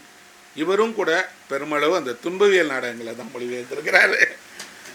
நான் நினச்சேன் ஒருவேளை அந்த அரிஸ்டோஃபன் மாதிரியான நாடகம் அது வேறு ஃபார்ஸ், அதில் ஒரு பகடி இருந்தால் கூட இந்த துன்பவியல் நாடகங்களுக்கு எல்லா காலகட்டத்துக்கும் பொருத்தப்பாடு இருக்குது. அப்படி நம்ம எடுத்துக்கலாம். இதில் வரக்கூடிய அந்த ஈடிபஸ்ங்கிற அந்த ராஜா அவனுக்கு நடக்கக்கூடியது தான் இந்த சோபாக்லிஸ் நாடகங்களில் முக்கியமானது. இதைத்தான் பின்னாடி ஃப்ராய்டு ஆய்வு செய்து அந்த எல்லா பிள்ளைங்களுக்குமே தன்னோட தாயோட ஒரு தொடர்பு இருக்குது, அந்த தாயை அடைய விரும்புபவர்கள் தான் பிள்ளைகள். தாயினுடைய உருவத்திலேயே தான் ஒரு மனைவியை தேடுவான். தாயிடமிருந்து மகனுக்கு இருக்கக்கூடிய அந்த உறவை போல் ஒன்றை தான் எப்பவும் தேடுவான். இதை இடிப்பஸில் அவன் தாயோட உறவு கொள்கிறான். குழந்தைகள் பிறக்குது, அவனுக்கு தெரியாது தான் தாயை தான் திருமணம் செய்துக்கிட்டோன்னு தெரியாது, தான் அவனோட சாபம். அவன் பிறக்கும் போதே அவனுக்கு ஒரு சாபம் கிடைச்சிருது. என்ன அப்படின்னா, அவன் இந்த தேசத்தை ஆளப்போகிறவனாக இருந்தால் கூட அவனுக்கு என்ன இருக்குன்னா, அவன் அவன் தந்தையை கொல்வான், தாயை புணர்ந்து அவள் வழியாக பிள்ளைகளை பெறுவான்னு ஒரு சாபம் இருக்குது. அவனுக்கு தெரியாது. அவன் சின்ன வயசுலேயே இப்படி ஒரு பிறப்பில் அவனுக்கு ஒரு சாபம் இருக்குதுன்னு தெரிஞ்சோடனே அவன் வழியே கொல்வதற்காக கொடுக்கப்படுறான். ஆனால் அவன் பிழைச்சிட்றான், நாடோடியாக இருக்கிறான். ஒரு நாள் தந்தைன்னு தெரியாமலே தந்தையை கொல்றான், கொன்று அரசுக்கு வரான். ஆனால் அரசுக்கு வரும்போது இவன் தான் அந்த அரசனுடைய பிள்ளைன்னு தெரியாமல் தாயே இவனை கல்யாணம் பண்ணிக்கிறா. பிள்ளைகள்லாம் பிறக்குது, வளருது. அந்த தேசத்தில் திடீர்னு ஒரு நோய் வருது. இந்த நோயில் ஏராளமான பேர் சாகும்போது எதனால் இந்த நோயின்னு தெரியலை. அப்போ அதை விசாரிக்கிறாங்க. இந்த நாட்டில் ஒரு பெருந்தவறு செய்த ஒரு மனிதன் இருக்கான். அந்த தவறு தண்டிக்கப்பட்டால் இந்த நாட்டில் சுபீட்சமாக இருக்கும், மழை பெய்யும், நோய் தீருங்கிறாங்க. அவனுக்கு தெரியல, நான் நல்லாட்சி தானே செய்கிறேன், இங்கே தவறு செய்த மனிதன் யாராக இருந்தாலும் விசாரிங்க, கண்டுபிடிப்போம் அப்படின்னு. அப்போ அவன் அதை விசாரிக்கக்கூடியவர்கள் சொல்கிறாங்க, கடந்த காலத்தை ஆய்வு செய்து விசாரிக்காத, அது எப்போவுமே உனக்கு சாதகமாக இருக்காது. ஏன்னா அது உன்னை எந்த நேரத்துலையும் பலிவாங்கும் கொடுங்க. இல்லை அவன் நான் ஒரு நியாயவானா தான் நினைக்கிறான், அவனுக்கு தெரியாது. அவன் விசாரிக்கும் போது கடைசியாக அவனுக்கு தெரிய வருது, அவன்தான் அந்த பிள்ளை, அவன்தான் தன் தாயோடு இருந்தவன் அப்படின்னு. இது ரெண்டு விதமான சிக்கலை உருவாக்குது. என்ன அப்படின்னா, அறியாமல் இவன் தாயோடு ஏற்பட்ட அந்த இவனுக்கு இருக்கக்கூடிய உறவு, அதில் பிறந்த பிள்ளைகள், அவங்கெல்லாம் இப்போ இவனுக்கு யார்? நீங்கள் அந்த அம்மாவுடைய பிள்ளை, உங்கள் வழியாக பிறந்த பிள்ளைகள்லாம் உங்களுக்கு என்ன? இதுவரைக்கும் மனிதர்கள் இது உறவு என்று நம்பி வந்த, பெயரிட்டு வந்த முறையில் இல்லாதவர்கள் அவங்க யார்? நீ அந்த பிள்ளைகளினுடைய சகோதரனா தந்தையா? அப்போ அவனுக்கு ஒரு குழப்பம் வருது. இதுவரைக்கும் மனிதர்கள் காட்டி காத்து வந்த ஒரு ஒழுக்கத்தை, மரபை, அறத்தை நாம் மீறிட்டோமோ அப்படின்னு. இன்னொரு பக்கம் தாயின்னு தெரியாதே, அவள் ஒரு பெண் அரசி, இன்னொரு மன்னனுடைய மனைவியாக இருக்கா. நம்ம அதிகாரத்துக்கு வந்தவர்கள் மனைவியை அதே மன்னனுடைய மனைவியை திருமணம் செய்து கொள்வது முறைதானே? அப்படித்தானே இருந்தேன், என்ன செய்ய தெரியல, தன்னைத்தானே தண்டித்துக் கொள்கிறான். இதில் வரக்கூடிய அந்த ஒடிபஸ் செய்யக்கூடிய பெரிய விஷயமா அவன் தன்னைத்தானே தண்டித்துக் கொள்கிறான். தன்னுடைய கண்ணை தானே குருடாக்கி கொண்டு தானே தண்டனையை ஏற்றுட்டு நாட்டை விட்டு வெளியே போயிடறான். ஆனால் அவனுடைய இந்த விசாரணையைத்தான் சோபாக்லேஸ் நாடகம் எழுதுகிறார். அவன் விசாரிக்கிறான் இல்லையா, என்ன நடந்துச்சு, ஏன் என் நாட்டில் இப்படி ஒரு இது இருக்குது. இந்த விசாரணை நடக்கும்போது கிரேக்க நாடகங்களுடைய ஒரு சிறப்பு, கிரேக்க நாடகத்தில் ஆரம்ப காலத்தில் நாடகத்தில் ஒரே ஒரு கதாபாத்திரம் தான் இருப்பாங்க. ஒருவர் தான் ஒரு நாடகம் எழுதினார்னா அதில் ஒரு கதாபாத்திரம் தான் இருப்பாங்க. அந்த ஒரு கதாபாத்திரம் மேடையில் நடிப்பார், அவரே எல்லாத்தையும் சொல்லுவார், அவரே பலவேறு வேஷங்கள் போடுவார், அவரே ஆடி பாடி மகிழ்விப்பார். கிட்டத்தட்ட ஒரு நடனம் ஆடுறது போல். தெஸ்பீஸ் தான் அந்த மாதிரியான நாடகத்தை உருவாக்கினார். அதனால் அதை தெஸ்பியன்ஸ்னு அந்த நடிகர்களை சொல்கிறாங்க. பின்னாடி ரெண்டாவது கதாபாத்திரம்னு ஒருத்தரை உருவாக்கலாம் இல்லையா? ஒரு நாடகம்னா ஒரு ஆள் இருக்க வேணாங்க, ரெண்டாவது ஆள் வரலாங்கிறத எஸ்கெலிஸ் தான் அந்த ரெண்டாவது கேரக்டருங்கிற ஒரு நாடகத்தில் கொண்டு வர்றாரு. 2 பேர் இருக்கலாங்க ஒரு நாடகம்னா, ஒரு ஆளே எவ்வளோ நேரம் இருப்பாருன்னு. 3 பேர் இருக்கலாம் அப்படின்னு சொன்னது சோபாக்லேஸ். 2 பேர் என்னங்க, 3ஆவது ஒருத்தர் இருக்கலான்னு. அப்போ நாடகம்ங்கிறதே எப்படின்னா 2 பேர் 3 பேர் நடிக்கிற ஒரு மேடை தான். கோரஸ் அப்படின்னு வருவாங்க, அவங்கெல்லாம் மனசாட்சிகள் போல, அறிவுறுத்தவர்களை போல. அவங்க என்ன செய்வாங்க அப்படின்னு சொன்னால் மேடையில் அப்பப்போ மனசாட்சியினுடைய குரலை போல ஒலிப்பாங்க. அதனால தான் ஒருத்தர் வரமாட்டார், கோரஸாக வருவாங்க. அவர்கள் எல்லாம் சான்றோர்கள் நம்ம சொல்லுவோம் இல்லையா, அது போல் ஒரு சான்றோர்கள். அவங்க அப்பப்போ சொல்லுவாங்க. இதிலேயே கூட இந்த கோரஸில் சொல்கிறாங்க, இடையில நீ செய்தது சரியா தவறான்னு தெரிஞ்சு செஞ்சாலும் தெரியாமல் செஞ்சாலும் தப்பு ஒன்று தான்.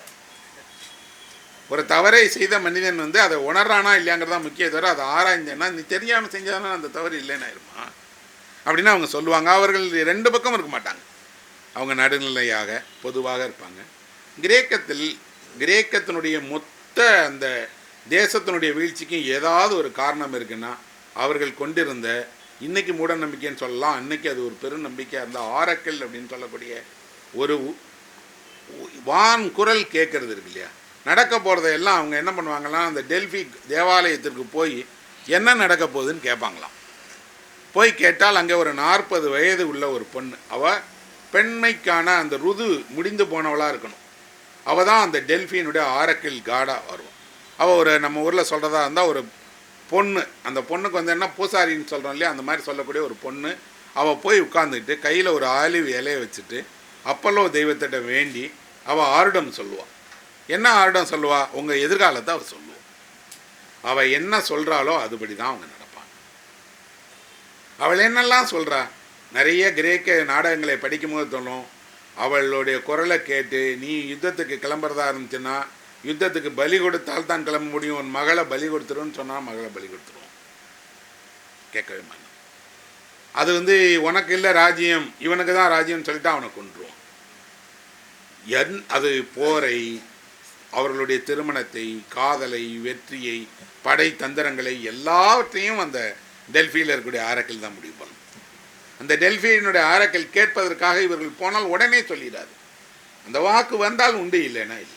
ஆனால் அந்த வாக்கினுடைய குரல் தான், அந்த வாக்கு தான் இவனுக்கு இப்படி ஒரு விஷயத்தை சொல்லுது. முதல்ல அந்த வாக்கு தான் எல்லாவற்றையும் சொல்லுது. இவனுக்கு புரியலை, ஏன் டெல்ஃபி தன்னோட ஆரிடத்தில் இப்படிலாம் சொல்லுது, அதுக்கு எப்படி தெரியுது எதிர்காலத்தை. இது அவர்களுடைய பிரச்சனை இல்லை. கிரேக்கத்தினுடைய எல்லா கடவுள்களும் 2 வகைப்பட்டவர்கள். நீங்கள் நல்லது செய்கிறதுக்கு ஒரு கடவுள் வந்தால் கெட்டது செய்கிறதுக்கு ஒரு கடவுள் வருவாங்க. நீங்கள் நல்லது செய்ய ஒரு கடவுள் தூண்டினால் கெட்டது செய்வதற்கு ஒரு கடவுள் தூண்டுவார். இந்த கெட்டது செய்கிற மனிதன் பக்கத்துலேயும் 2 கடவுள்கள் இருப்பாங்க. அப்போ மனிதர்களைப் போல தான் கிரேக்க கடவுள்களும் அவங்களுக்குள்ளே சண்டை போட்டுக்கிடுவாங்க. நல்லவர்கள் பக்கம் 10 கடவுள்னால் கெட்டவர்கள் பக்கம் 10 கடவுள் இருப்பாங்க. 2 கடவுள்களுக்குள்ளேயும் சண்டை வரும். இன்னும் சொல்லப்போனால் மனிதர்களுக்கு சமமாக கடவுள்களும் மனிதர்களோடு இணைந்து நின்று போர் செய்வாங்க. அப்போ நம்ம ஊரில் அப்படி இல்லை. நம்ம ஊரில் கிருஷ்ணன் வந்து தெய்வமாகவே இருந்தாலும் தன்னுடைய தெய்வாம்சத்தை எடுத்துட்டு ஒரு மனிதனாகத்தான் வருவான். மனித அறத்தை தான் கைப்பற்றுவார். அதனால தான் மகாபாரதத்தில் தெரியும், கிருஷ்ணர் கேட்குறாரு துரியோதனிட்ட, நான் வேணுமா என்னுடைய படைகள் வேணுமா, உனக்கு எது வேணும்னு கேட்குறாரு. அவன் நினைக்கிறான் இவர் ஒரு ஆள், இவருடைய படைகள் எக்கச்சக்க இருக்குது, படைகள் இருந்தால் பரவாயில்லன்னு. ஆனால் இவன் சொல்கிறான், அர்ஜுனன் நீங்கள் ஒருத்தர் தான் வேணும், நீங்கள் என் கூட இருந்தால் போதும், படைகள் எதுவுமே வேணாம் அப்படின்னு. விருஷ்ணிகளுடைய அவ்வளவு படைகளும் துரியோதனனுக்கு போகுது, வெறும் ஒரு நபர் கிருஷ்ணன் மட்டும் இந்த பக்கம் வர்றார். கிருஷ்ணனும் வரும்போது என்ன செய்கிறாரு, நான் எந்த ஆயுதத்தையும் எடுக்க மாட்டேன், நான் ரத ஓட்டியாக தான் இருப்பேன், ரத சாரதியாகத்தான் இருப்பேன், இன்னொன்று எந்த காரணத்தை முன்னிட்டு நான் கோபமே பட மாட்டேன்னு சொல்ல. ரெண்டு இடத்துல தான் யுத்தத்து நேரத்தில் கோவப்படுறார், வேற எங்கேயும் கோபமே பட மாட்டார். ஆனால் அப்போ ஒரு தெய்வத்தினுடைய நிலையை, அவர் தான் ஸ்ரீகிருஷ்ணன், அவர் தான் வந்து அவதார புருஷன்னாலும் அந்த நிலையெல்லாம் காட்டாமல் மனிதனாக ரதசாரதியாக இருக்கக்கூடிய கடவுள்களை நம்ம இங்கே பார்க்குறோம். ஆனால் கிரேக்க கடவுள்கள் அப்படி இல்லை. ஆவேசத்தோடு போரிடக்கூடிய கிரேக்க கடவுள்கள் இருக்காங்க, எல்லா ஆயுதங்களையும் வச்சுட்டு போரிடுவாங்க. இன்னும் சொல்லப்போனால் நம்ம ஊரில் இருக்கக்கூடிய இந்திரனை போல கிரேக்க கடவுள்கள் எங்கே அழகிகளை பார்த்தாலும் தூக்கிட்டு போயிடுவாங்க. பல்வேறு ஒவ்வொரு காதலுக்கும் ஒவ்வொரு கடவுளுக்கும் ஏராளமான காதலிகள், அந்த காதலிகளுக்குள்ளே நடந்த சண்டை. கிட்டத்தட்ட கிரேக்க கடவுள்கள் எல்லாருமே அன்னைக்கு இருந்த ஒரு வேளை கிரேக் லார்ட்ஸாக இருக்கலாம், கிரேக்கத்தினுடைய பெரிய பணக்காரர்களாக, கிரேக்கத்தினுடைய பெரிய வசதியானவர்கள் எல்லாரையும் ஒரு வேளை கடவுள்னு சொல்லிட்டானோ என்னமோ, அந்த மாதிரி தான் அவர்கள் எல்லாம் இருந்திருக்கிறாங்க. இந்த சோபாக்லிஸ் நாடகத்தில் வரக்கூடிய இந்த துயரத்தை ஃப்ராய்டு ஆராய்கிறார். ஆராயும் போது ஃப்ராய்டு வந்து இந்த கிரேக்கத்திலிருந்து அவர் ஒரு தன்னுடைய அந்த உளவியல் கோட்பாடை ஒன்று உருவாக்குறாரு. ஒரு பையனுக்கு தாய் மீது இருக்கக்கூடிய அந்த அன்புக்கு இதுதான் காரணம் அப்படின்னு அவர் வந்து இதை வந்து ஒரு காம்ப்ளெக்ஸாக சொல்கிறார், ஒடிபஸ் காம்ப்ளெக்ஸ். எந்த நாட்டில் இருந்தாலும் எங்கே இருந்தாலும் பையனுக்கு அப்பாவை பிடிக்காது, அம்மாவை தான் பிடிக்கும், ஏன்னா அதுக்கு இதான் காரணங்கிறாரு. உண்மையில் அவர் சொன்னது போல் அந்த காமம் அல்ல காரணம், தாய்க்கும் மகனுக்கும் இருக்கக்கூடிய தாய்மை உணர்வுன்னு ஒன்று இருக்குது. தாய் வழியாக மகன் பிறப்பதாலையும் தாயினுடைய ரத்தத்திலிருந்து அவன் உருவானவன்கிற முறையிலையும் தாயோடு அவனுக்கு ஒரு பந்தம் இருக்குது. அது தாய்மை குறித்ததுன்னு ஃப்ராய்டுக்கு தெரியல, அது காமம் குறித்ததுன்னு நினச்சிட்டார். காமத்துக்கு அதுக்கு ஒரு தொடர்புமே இல்லை. உலகம் முழுக்க தாய் வழியாக உருவாகிறவர்கள். ஆனால் ஏன் பெண்ணுக்கு இருக்கான்னா, பெண் வந்து தந்தையை தான் வந்து தன்னோட ஆதர்சமாக நினைக்கிறான். ஏன்னா தன்னை போல இருக்கக்கூடிய தாயை விட தன்னை போல இல்லாத ஆனால் தன் மீது பரிவு காட்டுற தந்தையின் மீது இருக்காங்கிறதுனால அந்த ரெண்டுமே எலக்ட்ரா அப்படின்னு சொல்கிறாங்க, எலக்ட்ரா காம்ப்ளெக்ஸ். அந்த பெண்ணுக்கு அப்பா மேலே இருக்கக்கூடிய அன்பு, பையனுக்கு அம்மா மேலே இருக்கக்கூடிய அன்பு, இந்த ரெண்டுமே சோபாக்லிஸோட நாடகத்திலேருந்து உருவாக்கப்பட்ட கருத்துருவங்கள் தான். அப்போ ஒரு நாடகம் பின்னாடி வரக்கூடிய ஒரு உளவியல்ங்கிற துறைக்கு ஆதாரமாக இருக்குது. இது சரியா தவறா, இந்த உறவியல் முறைகள் எல்லாம் எப்படிப்பட்டதுன்னு இன்றைக்கி ஆராயிறாங்க. ஆனால் அதை தாண்டி இந்த நாடகங்கள் இன்றைக்கி திரும்ப திரும்ப நிகழ்த்தப்பட்டதே காரணம். இது அடிப்படையில் இந்த மனிதர்களுடைய அவங்களோட வீழ்ச்சியை, அந்த வீழ்வதும் போது அவர்களுக்கு ஏற்படக்கூடிய நெருக்கடிகளை, அவர்களுடைய துயரத்துக்கான காரணத்தை சொல்லுது. குறிப்பாக இந்த நான் சோபாக்லிஸ் படிக்கும் போது எனக்கு ரொம்ப பிடித்த ஒரு கதாபாத்திரம் என்னென்னா, இதில் வந்து ஒரு ஸ்பிங்ஸ் அப்படின்னு சொல்லக்கூடிய ஒரு உருவம் வருது. இது எப்படி இருக்குன்னா, சிங்க உடலும் பெண்ணோட உடலும் பாதி பாதியாக இருக்கக்கூடிய ஒரு உருவம். இது ஒரு சதுக்கத்தில் நடுவில் இருக்கும். அது வந்து என்ன செய்யுதுன்னா, அந்த தீப்ஸ் நகரத்தில் வரக்கூடிய மக்களை எல்லாரையும் பார்த்து ஒரு கேள்வி கேட்டுகிட்டே இருக்கும்.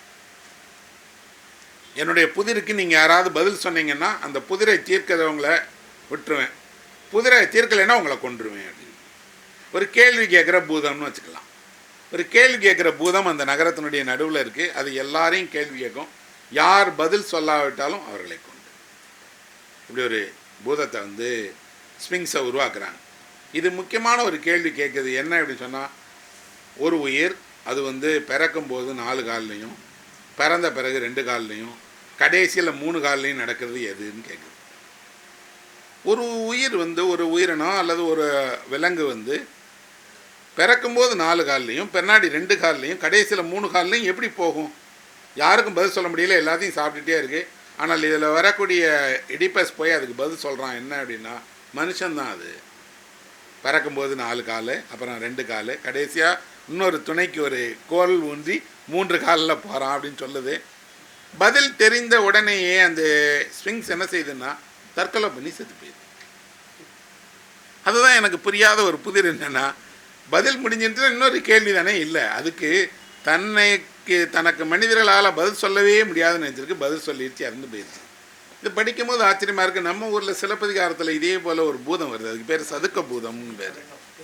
அந்த சதுக்க பூதமும் இதே போல் சதுக்கத்தில் தான் இருக்குது. சதுக்கத்தில் இருந்துட்டு அது என்ன செய்யுதுன்னா தப்பு செய்கிறவர்களை தண்டிக்குமா. யாராவது ஒருவர் வந்து முறைகேடாக ஏதாவது செய்தால் சதுக்க பூதம் தண்டிச்சிரும்னு சொல்கிறாங்க. சதுக்க பூதம் தண்டித்த கதையும் அவர் சொல்கிறாரு.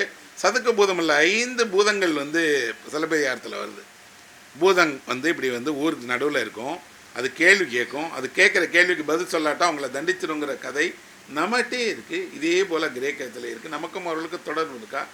ஒரு வேளை யவனர்களால் கிரேக்கர்களால் அவர்கள் வந்து பூம்புகாரில் வணிகம் செய்ததுனால இந்த கதை நம்மகிட்ட வந்துருச்சா தெரியல. ஆனால் ஒரு தொடர்பு இருக்குது.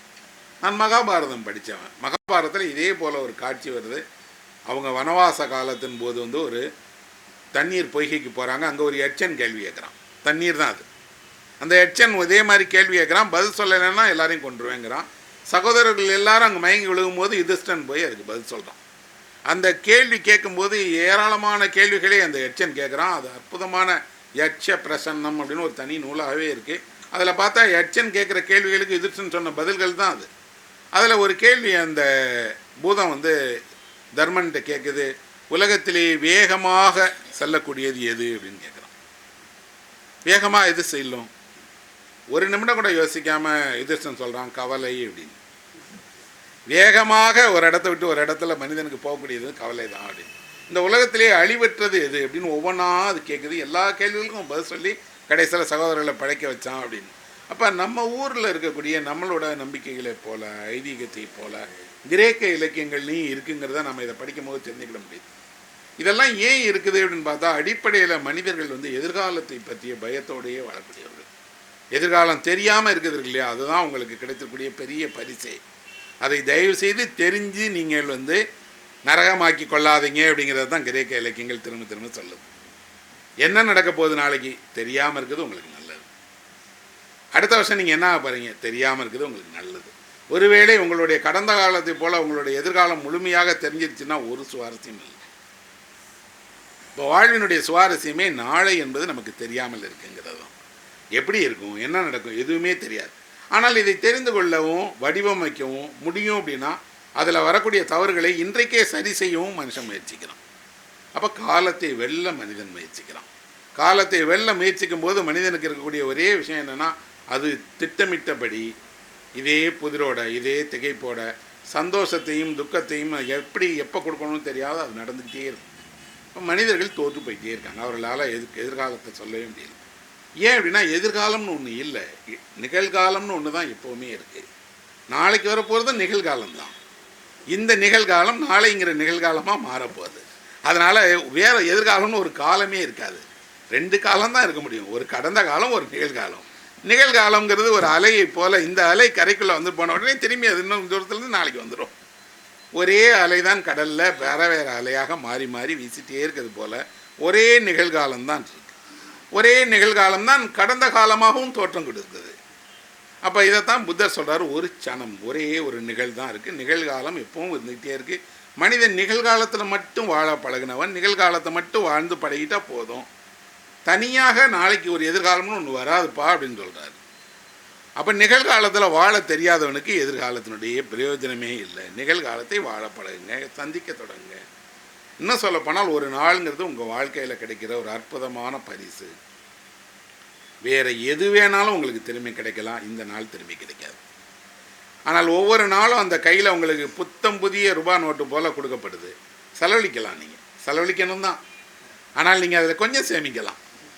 அதுலேருந்து ஒரு 24 ரூபாயில் ஒரு 24 நிமிஷத்தை சேமித்து வச்சுக்கலாம் உங்களுக்காக, எதிர்கால தலைமுறைக்காக, ஒரு நல்லதுக்காக. ஆனால் நம்ம சேமிக்கவே மாட்டோம், செலவழிக்கவும் மாட்டோம், கீழே போட்டுருவோம். ஒரு குழந்தை கையில் கொண்டு போய் பொருளை கீழே போடுறது போல் நாம் நம்முடைய நாட்களினுடைய பெரும்பான்மை நேரத்தை கீழே போட்டே போகிறோம். அப்புறம் குழந்தைகள் வந்து விளையாட்டுத்தனமாக செய்கிறத போல் நம்ம விளையாட்டுத்தனமாக செய்கிறோம். அதனால தான் நம்ம ஊரில் எல்லாம் சொல்கிறாங்க, நீங்கள் உங்களுடைய எல்லா வேலைகளையும் செய்யுங்க, படுக்கிறதுக்கு ஒரு 1/2 மணி நேரம் முன்னாடி உங்கள் படுக்கையில் படுத்துட்டு இந்த நாளை காலையிலேருந்து என்ன செய்தேன்னு ரீவைண்ட் பண்ணி பாருங்கள். நிஜமாகவே உங்களுக்கு இந்த நாளில் ஏதாவது செஞ்சுருக்கீங்களா அப்படின்னா அன்றைக்கி நல்ல தூக்கம் வரும், சந்தோஷமாக இருப்பீங்கன்னு அர்த்தம். செய்யலைன்னா எழுந்து போய் ஒன்றுமே செய்யாட்டா என்ன செய்ய சொல்கிறாங்கன்னா, யாரோ ஒருவரை நலம் விசாரித்தாலே அது நல்ல நாளாம், வேறு ஒன்றும் வேணாமா. அதனால் நீங்கள் ஒரு 10 மணி வரைக்கும் பாருங்கள், ஒன்றும் நடக்கலைன்னா ஃபோன் பண்ணி உங்களுக்கு யாராவது ஒருத்தர் ஒரு நலம் விசாரிச்சுட்டு தூங்கிடுங்க. அப்போ என்ன ஆயிருன்னா அந்த நாளுக்கு ஒரு சிறு நல்லது செஞ்சுட்டேங்க. அப்போ ஒரு நாளை பயனுள்ளதாக்கி கொள்வதுங்கிறது நம்ம கையில் இருக்குது, நமக்கு அது தெரியவே இல்லை. இதையெல்லாம் வலியுறுத்துவதற்கு தான் பெரிய காட்சிகளை சொல்லி, பெரிய வீழ்ச்சியை சொல்லி, பெரிய துயரத்தை சொல்லி, சாமானிய மனிதனே இதெல்லாம் பார்த்தா தெரியாதா? ஒரு சின்ன கல் போட்டால் அந்த கல்லுக்கு ஒன்றுமே தெரியாது. ஒரு மலை கீழே விழுந்தால் நம்ம கண்ணுக்கு தெரியும். பெரிய விஷயங்கள் நடக்கும் போது தான் நம்ம கற்றுக்கிடுவோம், சின்ன விஷயம் நடந்தால் நமக்கு தெரிஞ்சுக்கிடவே மாட்டோம். ஆனால் பெரிய விஷயங்களும் சின்ன விஷயங்களும் ஒரே போல தான். அப்போ நமக்கு என்ன இருக்குன்னா, இந்த சின்ன விஷயங்களை எல்லாவற்றையும் காட்டுவதற்காக பெரிய நிகழ்ச்சிகளே கிரேக்க இலக்கியங்கள் எடுத்துக்குது. இது மன்னருக்கு நடக்குது. இதுவே அந்த நாட்டில் இருக்கக்கூடிய ஒரு சாமானியருக்கு நடந்துச்சுன்னா ஒன்றுமே இல்லை. அப்படி நடக்கும்போதும் கூட தண்டனையை அவனே தான் அவன் கொடுத்துக்கிறான். ஃப்ராய்டு பின்னாடி சொல்கிறாரு, இது தெரிந்து செய்தான் அப்படின்னு. தெரியாமல் தான் செய்கிறான். தெரியாமல் செய்கிறதோடு அவன் என்ன நினைக்கிறான், நாம் தெரியாமல் செய்யக்கூடிய தவறுகளுக்கும் நாம் பொறுப்பேற்கத்தான் வேணும்னு சொல்கிறான். அது நமக்கு தெரியாதெல்லாம் போயிடக்கூடாது, பொறுப்பேற்றுக்கணும், நாம் தண்டிச்சுக்கிறான். அவனுடைய காலத்துக்கு பின்னாடி அவனுடைய பிள்ளைகள் சண்டை போடுறாங்க பதவிக்காக. யாருக்கு அரியணை? இவனை வெளியில் அனுப்பிடுறாங்க. இவன் நகரத்தை விட்டு வெளியில் போய் காட்டில் ஒரு அரசன் எதுவும் இல்லாதவனாக கிட்டத்தட்ட ஒரு பிச்சைக்காரனை போல வாழ்கிறான். இப்போ திடீர்னு இதே போல் அந்த டெல்பி தேவதை சொல்லுது, அப்பாவோட ஆதரவு யாருக்கோ அவருக்கு தான் அரியணை கிடைக்க போகுது அப்படின்னு. இப்போ உடனே மகன் போய் அப்பாவை தேடி போகிறான். அரசியலில் ஆதாயம் இருந்தால்தான் அப்பாவுக்கு இடம் இருக்குது, இல்லைன்னா அந்த அப்பா யாராக இருந்தாலும் அவருக்கு ஒரு இடமும் இல்லை. அப்போ நல்லா தெரியுது, இது கிரேக்கத்தை பற்றி பேசலை, கிரேக்க காலத்தை பற்றி பேசலை. அதிகாரத்துக்கு அப்பா தேவைப்படுவாரா இல்லையா? அப்பாவோ ஒரு காலத்து வரைக்கும் அரியணையில் இருக்கிறாரு. அரியணையை விட்டுட்டு போகும்போது பிள்ளைகள் பொறுப்பில் அதை கொடுக்காம போயிடுறாரு. அப்போ பிள்ளைகள் அரியணைக்காக அப்பாவை என்ன செய்வாங்க? இது சண்டை. கிரேக்கத்து எல்லா பெரும்பான்மையான நாடகங்களுக்கும் ஒரே ஒரு மையம் தான் இருக்குது நண்பர்களே. அந்த மையம் என்ன அப்படின்னா, அந்த ட்ராய் யுத்தம்னு சொல்லப்படக்கூடிய ஹெலனால் உருவாக்கப்பட்டதான். ஒரு பேரழகியால் வீழ்ந்த கதை தான் மொத்த கிரேக்க நாடகங்களுமே. அதுக்கு அதை முன்னாடி பின்னாடி இவங்க வேறு நாடகங்களாக நிகழ்த்தி காட்டுறாங்க. அக்கமனானுடைய சகோதரனாக இருக்கக்கூடிய மெனலஸ், அவன் மனைவி தான் ஹெலன். அவன் ஒரு பேரழகி. இந்த அக்கமனான்கிறவன் ஒரு பேரரசன். அவனுடைய சகோதரன் அவனுடைய சகோதரன் மனைவி தான் ஹெலன். இந்த ஹெலனை ட்ராயிலிருந்து தூதுவராக சமாதானம் பேசுகிறதுக்காக வந்த பாரிஸ் அப்படிங்கக்கூடிய இளவரசன் இவள் மீது மயங்கிடுறான். அவளும் இவன் மீது மயங்கிடுறான். ஊருக்கு போகும்போது அவளை கூட்டிகிட்டு ஓடிடுறான். அவள் ஓடிடுறான். ஹெலன் பாரிஸோடு ஓடிடுறான். இப்போ அந்த மன்னனுக்கு இருக்கு, எங்கள் ஊருக்கு என் கூட சமாதானம் பேசிட்டு என் மனைவியை கூட்டிகிட்டு ஓடிட்டான் அவள் தான். ஆனால் அவளா அப்படி போகல, அவளை ஏமாற்றி கூட்டிகிட்டு போயிட்டாங்க. அவளை மீட்டு எனக்கு கொடுங்கன்னு கேட்குறான். இப்போ உடனே அக்கமனானுக்கு ஒரு இருக்குது, என் சகோதரன் வீட்டுக்கு யாரோ போய் அவன் மனைவியை தூக்கிட்டு ஓடிட்டான்பா, ஒரு யுத்தம் செஞ்சு அவளை மீட்கணுங்கிறாங்க. பேரழகி ஹெலனை மீட்பதற்காக நடந்தது தான் ட்ராய் யுத்தம். ட்ராய்க்கு போனால் ட்ராய் என்ன முடிவு பண்ணுது அப்படின்னா, அவளாக தான் சம்மதிச்சு என் கூட வந்திருக்கா. அவள் விரும்பினால் அவள் போகலாம். ஆனால் இப்போ அவள் என் கூட இருக்கணும்னு நினைக்கிறான். இப்போ அவன் கணவன் எதிர்த்தான் என்ன, அவன் கூட அவங்க அண்ணன் எதிர்த்தான் என்ன, மொத்த கிரேக்க பேரரசே எதிர்த்தாந்தன்னா யுத்தம் பண்ணுவோன்னு முடிவு பண்ணாங்க. இப்போ ட்ராய் யுத்தத்துக்கு தயாரார். இப்போ அக்கமனான் யுத்தத்துக்கு தயாரானார்லே, எங்கேயோ இருக்குது ட்ராய், எங்கோ ஒரு இடத்துல இருக்குது இவங்களோட நகரம் தீப்ஸ். இங்கேருந்து அவர்கள் எப்படி படையெடுத்து போனாங்க, அக்கமனான் பக்கம் யாரெல்லாம் நின்றார்கள், எப்படி இந்த யுத்தம் நடந்தது, இந்த யுத்தத்தில் எப்படி ரெண்டு பக்கமும் அடிச்சுக்கிட்டாங்க, ஹெலனை மீட்பதற்காக என்னெல்லாம் செய்தார்கள், கடைசியில் எப்படி இது ஒரு தந்திரம் செய்து மரக்குதிரைக்குள்ளே படை வீரர்களெல்லாம் ஒழித்து வைத்து உள்ளே போய் ட்ராய் யுத்தம் முடிந்தது. ட்ராய் நகரம் எரிக்கப்பட்டது. ட்ராய் நகரம் எரிக்கப்பட்டு வெற்றி வாகை சூடின அக்கமனான் அந்த வெற்றி பெற்றதனுடைய அடையாளமாக ஒரு இளவரசியை அழைச்சிட்டு ஊருக்கு திரும்பி வர போகிறான். இவன் ஊருக்கு திரும்பி வர நேரத்தில் அக்கமனானுடைய மனைவி வேற ஒருத்தனோட பழகிட்டார். இதுக்கிடையில் நடந்த சம்பவங்களை எல்லாவற்றையும் தான் எஸ்கேலஸ் நாடகமாக எழுதுகிறார். அவருடைய நாடகத்துக்கு ஏதாவது மையம் இருக்குன்னா இந்த ட்ராய் யுத்தம், ட்ராய் யுத்தத்துக்கு காரணமான அக்கமனானுக்கு ஒரு நாடகம், அவன் திரும்பி வந்தான் அதுக்கு ஒரு நாடகம், இவங்க படையெடுத்து போகிறதுக்கு முன்னாடி பலி கொடுக்கணும்னு சொன்னால் பலி கொடுக்கறதுக்கு ஒரு நாடகம். எல்லா நாடகங்களுமே ஹெலனை மையமாக வச்சது தான். ஆனால் ஹெலனுடைய அழகை, ஹெலனை பற்றி பெரிய விஷயங்களே கிடையாது. கிரேக்க பக்கத்தில் கிரேக்கர்கள் இவளுக்காக எப்படி ஒரு பெரும் யுத்தத்தை மேற்கொண்டாங்க. உண்மையில் இது ஒரு பெண்ணோட சம்பந்தமான நாடகமான இல்லை. பேரழகு அப்படிங்கக்கூடியது ஆபத்தை உருவாக்கக்கூடியது. அழகு எப்போதுமே ஆபத்தோடு தொடர்புடையது. ஒரு அழகு குறித்து இருக்கக்கூடியதில் ஏதாவது ஒரு விஷயத்துக்கு பின்னாடி ஆபத்து மறைஞ்சிருக்குங்கிறத கிரேக்கம் சொல்லிகிட்டே இருக்கு. மொத்த கிரேக்க இலக்கியமே அழகை பற்றி பேசுவது தான். பியூட்டி, வாட் இஸ் பியூட்டி, அழகுனா என்ன அப்படிங்கிறத வரையறை செய்வதற்கு கிரேக்கத்தில் எல்லா சிந்தனையாளர்களும் முயன்றிருக்கிறாங்க. பல்வேறு உதாரணங்களை சொல்லியிருக்கிறாங்க, பல்வேறு வகையான கதைகளை சொல்லி நிரூபிக்க பார்த்துருக்காங்க. ஆனால் யாராலும் அழகை வரையறுக்கவே முடியாது. ஏன்னா அழகு என்பது ஒரு பண்பாடு சார்ந்தது, மனித மனம் சார்ந்தது. ஒரு தேசத்தில் வெள்ளை நிறம் சிவப்பு நிறம் அழகுனா நமக்கு கருப்பு தான் அழகு. எங்கள் ஊர் பக்கத்தில் நல்ல கருப்பாக இருந்தால் மாப்பிள்ளை கலையாக இருக்கானேன்னு சொல்லுவாங்க. அந்த மாப்பிள்ளை கருப்பாக இருக்கிறாங்கிறது வெளியூர்லேருந்து யாரோ பார்த்து சொன்னால் தான் தெரியும். ஆனால் அவளுக்கு ஏன்னா எல்லாரும் கருப்பாக இருக்கிறான், அதில் ஒரு மாப்பிள்ளை நல்ல கருப்பாக இருக்கிறான், இதெல்லாம் என்ன இருக்குது? அவனுடைய மண்ணோட நிறத்தில் இருக்கிறான். எங்கள் மண் கரிசல் மண், அந்த மண்ணோட நிறத்தில் இருந்தால் நாங்கள் மண்ணிலேருந்து பிறந்த மனுஷன்னு நினைப்போம். இதில் ஒன்றுமே இல்லையே. ஆனால் யாரோ ஒரு மனிதனுக்கு நம்ம பார்த்தா எல்லாருமே கருப்பர்களாக தோன்றுறாங்க. நிறம் அல்ல அழகு. ரஷ்யாவில் ஒரு கதை இருக்குது. அந்த கதையில் வரக்கூடிய ஒரு சின்ன குழந்தை அம்மா விட்டு பிரிஞ்சிருது. அம்மா எப்படி இருப்பான்னு கேட்டால் ரொம்ப அழகாக இருப்பா, ரொம்ப அழகாக இருப்பான்னு சொல்லுது. எந்த அம்மா பொண்ணை போய் காட்டினாலும் இதை விட எங்கள் அம்மா நல்லா அழகிங்கிறது. அவங்க வேலை பார்க்குற அத்தனை பேரையும் கூட்டிகிட்டு போய் காட்டுறான் அந்த படை வீரன். இது இல்லை, இது இல்லை, இது இல்லைன்னு சொல்லுது. கடைசியாக பார்த்தா ஒரு வீட்டில் வெளியில் அங்கே இந்த எடுபிடி வேலைகள் பணிப்பெண்ணாக இருக்கக்கூடிய ஒரு பொண்ணு பின்னாடி பணிப்பெண் வேலை செஞ்சிட்ருக்கா. ஓடி போய் அவளை காலை கட்டிக்கிறது. பார்த்தா குள்ளமாக ஒரு 4 அடியில் கிழிந்து போன ஆடைகளை போட்டிருக்கக்கூடிய ஒரு அம்மா. படை வீரன் அந்த குழந்தைகிட்ட கேட்குறான், ஏம்மா இந்த அம்மாவை பார்த்தா அழகின்னா அது சொல்லுது, ஏன் எங்கள் அம்மா அழகா இல்லையா அப்படின்னு. அந்த குழந்தைக்கு அவங்க அம்மா தான் அழகு இல்லையா? அப்போ அழகுனா என்ன இருக்கா, அவங்களுடைய பார்வையில் தான் இருக்குது. ஆனால் கிரேக்கம் அப்படி இல்லை. அழகு என்பது பூரணமானதுன்னு நினச்சது, இயற்கை தான் அழகானதுன்னு நினச்சது. இயற்கையை போலவே பூரணமான அழகுடையவர்களாக இருப்பதுக்காக இயற்கையை வழிபடணும்னு நினைத்தது. இன்னும் சொல்லப்போனால் இயற்கையிடமிருந்து தான் நம்ம எல்லாத்தையும் எடுத்துக்கணும். அதனால தான் அவங்க நீர்நிலையை மதித்தாங்க, கடவுளை கும்பிட்டாங்க, சூரியனை கும்பிட்டாங்க, நிலவை கும்பிட்டாங்க, பனி காலத்தை, கோடை காலத்தை, வசந்த காலத்தை, மழையை எல்லாவற்றையும் வணங்கினாங்க. முதல்ல மனிதர்கள் உண்டாக்கிய தெய்வம் எல்லாமே இயற்கை தானே. எங்கே நெருப்பை பார்த்தாலும் கும்பிட்டாங்க, எங்கே தண்ணீரை பார்த்தாலும் கும்பிட்டாங்க, எந்த வானத்தை எங்கேருந்து பார்த்தாலும் கும்பிடுவாங்க. இயற்கை தான் அவர்களுக்கு முதல் கடவுள்.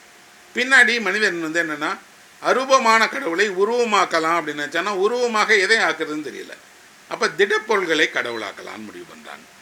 திடப்பொருள்களில் ரொம்ப பலமான பொருள் கல். ஸோ மனிதன் உண்டாக்குகிற முதல் படைப்பு கல் தான் கடவுளாக மாறுது. இந்த கல் என்ன இருக்குது அப்படின்னா அப்படியே கடவுளாக மாறுது. பழங்குடி மக்கள் அப்படி கல்லை கடவுளாக வச்சுருக்காங்க. ஒரு பாறையை கும்பிடுவாங்க, பாறைக்கு பூ போடுவாங்க, அந்த கல்லை செதுக்க மாட்டாங்க. அது கல்லில் தான் பலிபீடமாகவும் வச்சுருப்பாங்க, அதை அப்படியே கும்பிடுவாங்க. கல்லை ஒருவன் செதுக்கிறான், அது கடவுளுக்கு உருவமாகுது. அப்போ கூட மனித உரு கொடுக்கல, கல்லையே செதுக்கி ஒரு லிங்கமாக மாற்றுறான், கல்லையே செதுக்கி கல்லுக்கு ஒரு உருண்டை வடிவம் கொடுக்குறான், கல்லையே ஒரு கல் மீது தூக்கி வச்சு கூம்பு வடிவம் கொடுக்குறான், பல்வேறு வடிவங்களை கல்லுக்கு கொடுக்குறாங்க. அப்புறம் மெதுவாக கல்லில் மனிதன் ஒரு உருவத்தை உருவாக்குறான், தன்னை போல ஒரு உருவத்தை உருவாக்குறான். அந்த தன்னிடம் இல்லாத சில விஷயங்களே அந்த தெய்வத்துக்கு கொடுக்குறான். அர்ப்பணிப்பு செய்து மந்திரத்தால் அதை கடவுளாக்கிறான். கல் நிரந்தரமானதுங்கிறதுனால அந்த காலத்தில் கல் கடவுளுக்கு மட்டுமே ஆனது. அப்போ கடவுள் தான் கல்லுக்கு உரிமையாளங்கிறதுனால மனிதர்கள் கல்லால் எதையுமே கட்டிக்கிடக்கூடாதுன்னு இருந்தது. குறிப்பாக தமிழர்கள், தமிழ் மன்னர்கள் யாரும் கல்லில் வீடு கட்டிக்கிட மாட்டாங்க. ஏன்னா கல் கோயில் கடவுளுக்கானது. கோயில் மட்டும்தான் முழு கற்கட்டடமாக இருக்கணும். கல்லாலான செய்த மாளிகை என்பது கோவில் தான். அதனால தான் அதுக்கு பேர் கற்றளின்னு சொல்லுவாங்க. கற்றளினா கல்லாலான தளி அப்படின்னா அது கோவில். கோவில்ங்கிறது கோனா அரசன், இல்லைனா வீடு, அரசனுடைய வீட்டுக்கு பேர் கோவில். கோயிலுக்கு பேர் கற்றளி. கற்றளி கல்லாலானது. மன்னனுடைய இது அடித்தட்டு மட்டும் கல், மேலே பூரா மரம். அதனால தான் எந்த தமிழ் மன்னர்களுடைய மாளிகையும் இன்னைக்கு நம்மகிட்ட கிடையாது, தீ வச்சு எரிக்கப்பட்டது. முழு கல்லாலான மன்னர்களுடைய மாளிகைகள் நம்மகிட்ட கிடையாது. கல் கடவுளானது, மண் கடவுளானது, மரம் கடவுளான வரலாறு தெரியும் இல்லையா? இதை போல் கிரேக்கத்தில் கூடிய எல்லா கடவுள்களுக்கும் அவங்க உருவம் கொடுத்தாங்க. அந்த கடவுள் எப்படி இருப்பார், என்ன குடிப்பார், என்ன சாப்பிடுவார், என்னென்ன வேடிக்கையில் இருப்பார் அப்படின்னு. அதனால் அந்த கிரேக்க கடவுள்களுடைய உலகத்தில் ஒரு பெரிய அதிகார படிநிலை இருந்தது. யார் யாருக்கு கீழே, யார் யாருக்கு உதவியாளராக இருப்பாருன்னு. இது எல்லாம் தான் அந்த கிரேக்கத்தினுடைய மனதை உருவாக்கியது, அந்த கிரேக்கத்தினுடைய மக்களை உருவாக்கியது, கிரேக்க பண்பாடை உருவாக்கியது. இதில் இருக்கக்கூடிய சில விஷயங்களை தான் அவர்கள் திரும்ப திரும்ப அதிகாரத்தை எப்படி ஒரு கடவுளை அதிகாரமிக்கவராக நிறுவனமயமாக மாத்திரமோ அதுக்கு எதிராக சாக்ரட்டிஸோ அரிஸ்டாட்டிலோ பிளேட்டோவோ பேச ஆரம்பிக்கிறாங்க. அவர்கள் பகுத்தறிவை மனிதனுடைய பெரிய பெருந்துணையாக சொல்கிறாங்க. சிந்திப்பவன் தான் மனிதன். சாக்ரட்டிஸ் இறந்து போகிறார். சாக்ரட்டிஸ் இறந்து போகும்போதும் கூட அவர் இறந்து போனார்னு சொல்ல மாட்டேங்கிறாங்க. சாக்ரட்டிஸ் சிந்திப்பதை நிறுத்தி கொண்டார்னு தான் சொல்கிறாங்க. சிந்திப்பது தான் மனிதனை உயிரோடு வைத்திருக்கிறது. பகுத்தறிவு கொண்டு தான் நாம் ஆராயணும். சாக்ரட்டிஸ் எல்லா பிரச்சனைகளுக்கும் கேள்வி கேட்டு நீங்களே பதிலை கண்டுபிடித்து நீங்களே அதுக்கான விடையை அறிய வைக்கிறார். அப்போ தன்னைத்தானே ஆராய்ந்து கொள்வதும் சமூக பிரச்சனைகளை கேள்விகளின் வழியாக ஆராய வைக்கிறது தான் அவரோடது. இது எல்லாமும் சேர்ந்தது தான் கிரேக்க பண்பாடு, சிந்தனை மரபு. இன்னும் சொல்லப்போனால் கல்விக்கு மிக முக்கியத்துவமான இடம் கொடுத்து கல்வி நிலையங்களை உருவாக்கி கல்வியின் வழியாக ஒரு சமூகத்தை உருவாக்க முடியும்னு கிரேக்கர்கள் நினைத்தாங்க. இது எல்லாமும் சேர்ந்து தான் அந்த கிரேக்க நாடகத்துக்குள்ள இருக்கு. ஆனால் கிரேக்க நாடகங்களை நம்ம படிக்கும் போது அந்த கிரேக்க நாடகங்கள் இப்போ பார்க்குற ஒரு திரைப்படங்களைப் போல எதிர்பாராத அதிர்ச்சி ஊட்டக்கூடிய காட்சிகள் நிறைந்ததாக இருக்குது. அதில் வரக்கூடிய ஆணும் பெண்ணும் முழுவதும் இந்த போல் ஒரு கோபத்தால் ஒரு தன்னுடைய செயல்களுடைய உக்கிரத்தால் நிரம்பியவர்களாக இருக்கிறாங்க. அவர்களுடைய வீழ்ச்சியை நாம் சந்திக்கும்போது நமக்கெல்லாம் இதிகாசத்தில் ஒரு அமைதி இருக்குது, சாந்தம் இருக்குது. இன்னும் சொல்லப்போனால் பெரும் போரோடு எந்த நம்மளுடைய இதிகாசமும் முடிஞ்சிடறதில்லை. அதுக்கப்புறம் அது சாந்தி செய்யப்பட்டு ஒரு சமாதானம் உருவாக்கப்பட்டு ஒரு ஏதோ ஒரு இடத்துல இனிமேல் சுபீட்சம்தான் அப்படிங்கிற இடத்துல தான் நம்ம இதிகாசங்கள் நிறைவு பெறுது. இவர்கள் அப்படி இல்லை. யுத்தத்திலேருந்து திரும்புகிற இடத்தோட அந்த உக்கிரத்தோடையே தான் முடிஞ்சிருக்கு. எல்லாமே முற்றுப்பெறாத படைப்புகளாக தான் இருக்குது. அந்த கிரேக்கத்தினுடைய 2 பெரிய எப்பிக், அவர்களுடைய இலியட், ஒடிசி ரெண்டுமே முற்றுப்பெறாதது போல தான் இருக்குது. ஒரு பாதி ரெண்டும் நம்ம மகாபாரதத்துக்கு ரொம்ப பக்கத்தில் இருக்கக்கூடிய ஒன்று. நானே கூட ஒரு முறை இலியடை பற்றி அப்படி ஒரு உரை நிகழ்ச்சி இருக்கேன். அந்த ஹோமரோட இலியடும் மகாபாரதமும் ரெண்டும் பக்கத்தில் அப்படியே இருக்கக்கூடிய ஒரு கதை தான் அப்படின்னு. நம்ம கிரேக்க நாடகங்களை இவர் மொழியாக்கம் செய்திருக்கிறாரு. எனக்கு ஸ்டாலினை தெரியும். இவர் எந்த மாதிரியாக மொழிபெயர்ப்பு பணியில் ஈடுபடுவார்னா மூல புத்தகங்களை படித்து அதற்கான துணை நூல்களை படித்து இன்னும் சொல்லப்போனால் இதுக்கான பல்வேறு பதிப்புகளை வாங்கி படித்து இந்த புத்தகங்கள்லாம் கிடைக்கலன்னா அதுக்கு லண்டன் கால் அனுப்பி வாங்கி படித்து மொழியாக்கம் செய்யக்கூடிய ஒரு பெரும் பணியை செய்யக்கூடியவர் அவர். அவருடைய மொழிபெயர்ப்பை திருத்தி ஒவ்வொரு முறையும் அவர் அதை சரி செய்து நூலாக வெளியிடணும்னு விரும்புவார். அவ்வளோ பெரிய ஒரு பேர் உழைப்பு ஒரு பெரிய பல்கலைக்கழகம் செய்ய வேண்டிய மிகப்பெரிய ஒரு அமைப்பு செய்ய வேண்டிய பணியை தனியாக தொடர்ந்து செஞ்சுக்கிட்டே இருக்கார். இவ்வளோ பெரிய பணியை செய்த போதும் ஒருபோதும் அதுக்கான எந்த எதிர்பார்ப்பும் இல்லாமல் இருக்கார். நிச்சயமாக தமிழ் கூறும் நல்லுலகம் நான் நினைக்கிறேன் இதை இந்த கிரேக்க நாடகங்களுடைய தொகுப்பையும் சரி, கிரேக்க சிந்தனை மரபை, கிரேக்க கலை மரபை பற்றி அவர் எழுதின பல்வேறு புத்தகங்களையும் சரி நிச்சயம் கொண்டாடும். ஏன் அப்படின்னா நம்ம இங்கேயெல்லாம் இல்லை, ஆனால் வேறு நாடுகளில் பார்த்துருக்கேன். ஆர்ட் ஹிஸ்ட்ரி அப்படின்னு சொல்லி கலை அது சார்ந்த விஷயங்களை படிப்பதற்கான கல்லூரி பாடமெல்லாம் இருக்குது. அங்கெல்லாம் இந்த புத்தகங்களுக்கான இடம் இருக்குது. நாடகத்தை இலங்கை அரசாங்கம் இலங்கை பல்கலைக்கழகத்தில் பாடமாக வச்சுருக்கு. அவர்கள் பாடமாக படிப்பதுக்கு இப்படி ஒரு புத்தகம் தேவைப்படுது. தமிழ்நாட்டில் நாடகக்கலை பாடமாக பல்கலைக்கழகத்தில் இல்லை. மதுரை பல்கலைக்கழகத்தில் இருந்தது, இப்போ இல்லை. ஆனால் அந்த நாடக கலையோடு ஈடுபட்டு இருக்கக்கூடிய நிறைய பேர் இருக்காங்க. அவர்களுக்கு இதை நாம் முறையாக அறிமுகம் செய்தால், இந்த நாடகங்களை நிகழ்த்தினால் நிச்சயம் பார்ப்பாங்க. இங்கேயே கூட தமிழ்நாட்டில் இங்கே சென்னையில் டாக்டர் ருத்ரன் இருக்கிறாரு. அவர் இந்த ஒடிபஸ் ரெக்ஸ் நாடகத்தை இங்கே போட்டார், சென்னையில் நிகழ்த்தினார். நடிகர் நாசர் அதில் நடித்தார். அது ஒரு மிகப்பெரிய புகழ்பெற்ற நாடகமாக சென்னையிலே நிகழ்த்தப்பட்டிருக்கு. இப்படி ஒரு சென்னையில், ஒரு மதுரையில், சின்ன ஊர்களெல்லாம் கூட கிரேக்க நாடகங்கள் நிகழ்த்தப்பட்டிருக்கு. அதை உந்துதலாகி தமிழ் நாடக மேடையில் அதனுடைய இந்த கதையை மையமாக வச்சுட்டு எழுதப்பட்ட நாடகங்கள்லாம் கூட இருக்குது. ஆனால் இன்றைக்கு இல்லை, இன்றைக்கு உள்ள தலைமுறைக்கு தெரியாது. அதிலும் குறிப்பாக நம்ம கையில் வச்சிருக்கக்கூடிய செல்ஃபோனில் ஃபேஸ்புக் பார்க்குற, ட்விட்டரில் கணக்கு வைத்திருக்கக்கூடிய இந்த இளம் தலைமுறைக்கு இந்த நாடகமும் தெரியாது, இந்த வரலாறும் தெரியாது. இன்னும் சொல்லப்போனால் கிரேக்கத்துவத்தினுடைய முக்கியத்துவமும் தெரியாது. ஒரு வகையில் அதையெல்லாம் நாம் தான் எடுத்து சொல்லணும். அந்த பணியை தொடர்ச்சியாக ஸ்டாலின் செய்கிறாரு. அவருக்கு என்னுடைய மனம் நிறைந்த பாராட்டுக்களை திரும்பவும் தெரிவிச்சுக்கிறேன். இந்த நூலாக்கத்தில் நான் இன்னும் கொஞ்சம் கூடுதல் ஆலோசனைகளை சொல்லணும். அவர்கிட்டையும் சொன்னேன், இந்த சபையிலையும் சொல்லலாம்னு நினைக்கிறேன். இது போன்ற ஒரு நூல் உருவாக்கப்படும் போது இந்த நூலை படிக்கக்கூடிய ஒருவருக்கு கிரேக்க இலக்கியங்களை பற்றியோ கிரேக்க நாடகங்களை பற்றியோ எதுவுமே தெரியாதுங்கிறதுனால நாம் ஒரு விரிவான முன்னுரை கொடுக்கணும்.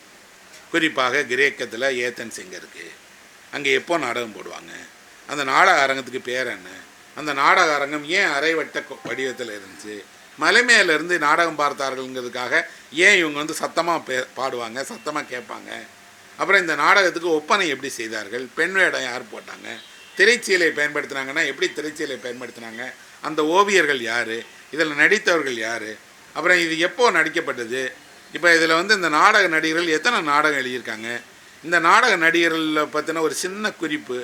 இப்போ நமக்கு வந்து சோஃபாக்லிஸ்னால் அவரோட ஒரு சித்திரம், அவரை பற்றின ஒரு அடிப்படை வாழ்க்கை குறிப்புன்னு ஒரு நல்ல விரிவான ஒரு அறிமுக உரை வேணும். அப்புறம் பொதுவாக இன்றைக்கு உலகத்தினுடைய பல்வேறு நாடுகளில் இந்த நாடகங்கள் நிகழ்த்தப்படுது. நாம் இந்த நாடகங்களுக்கு உள்ள அல்ல எங்காவது ஒரு 16 பக்கங்கள் அந்த நாடகம் போடப்பட்டிருக்கலையே அந்த புகைப்பட காட்சிகளை இணைக்கணும். அப்போ தான் இந்த நாடகத்தில் இந்த கதாபாத்திரம் இப்படித்தான் உடையணிந்து இன்றைக்கி வந்து சித்தரிக்கப்படுறாருன்னு நமக்கு தெரியும். கூடுதலாக என்ன இருக்குது அப்படின்னு சொன்னால், இந்த மாதிரியான ஒரு புத்தகம் வெளிவரும்போது இந்த புத்தகத்திற்கு நாம் ஒரு முடிந்தால் ஒரு பெரிய உதவி நூல் பட்டியலை வெளியிடணும்.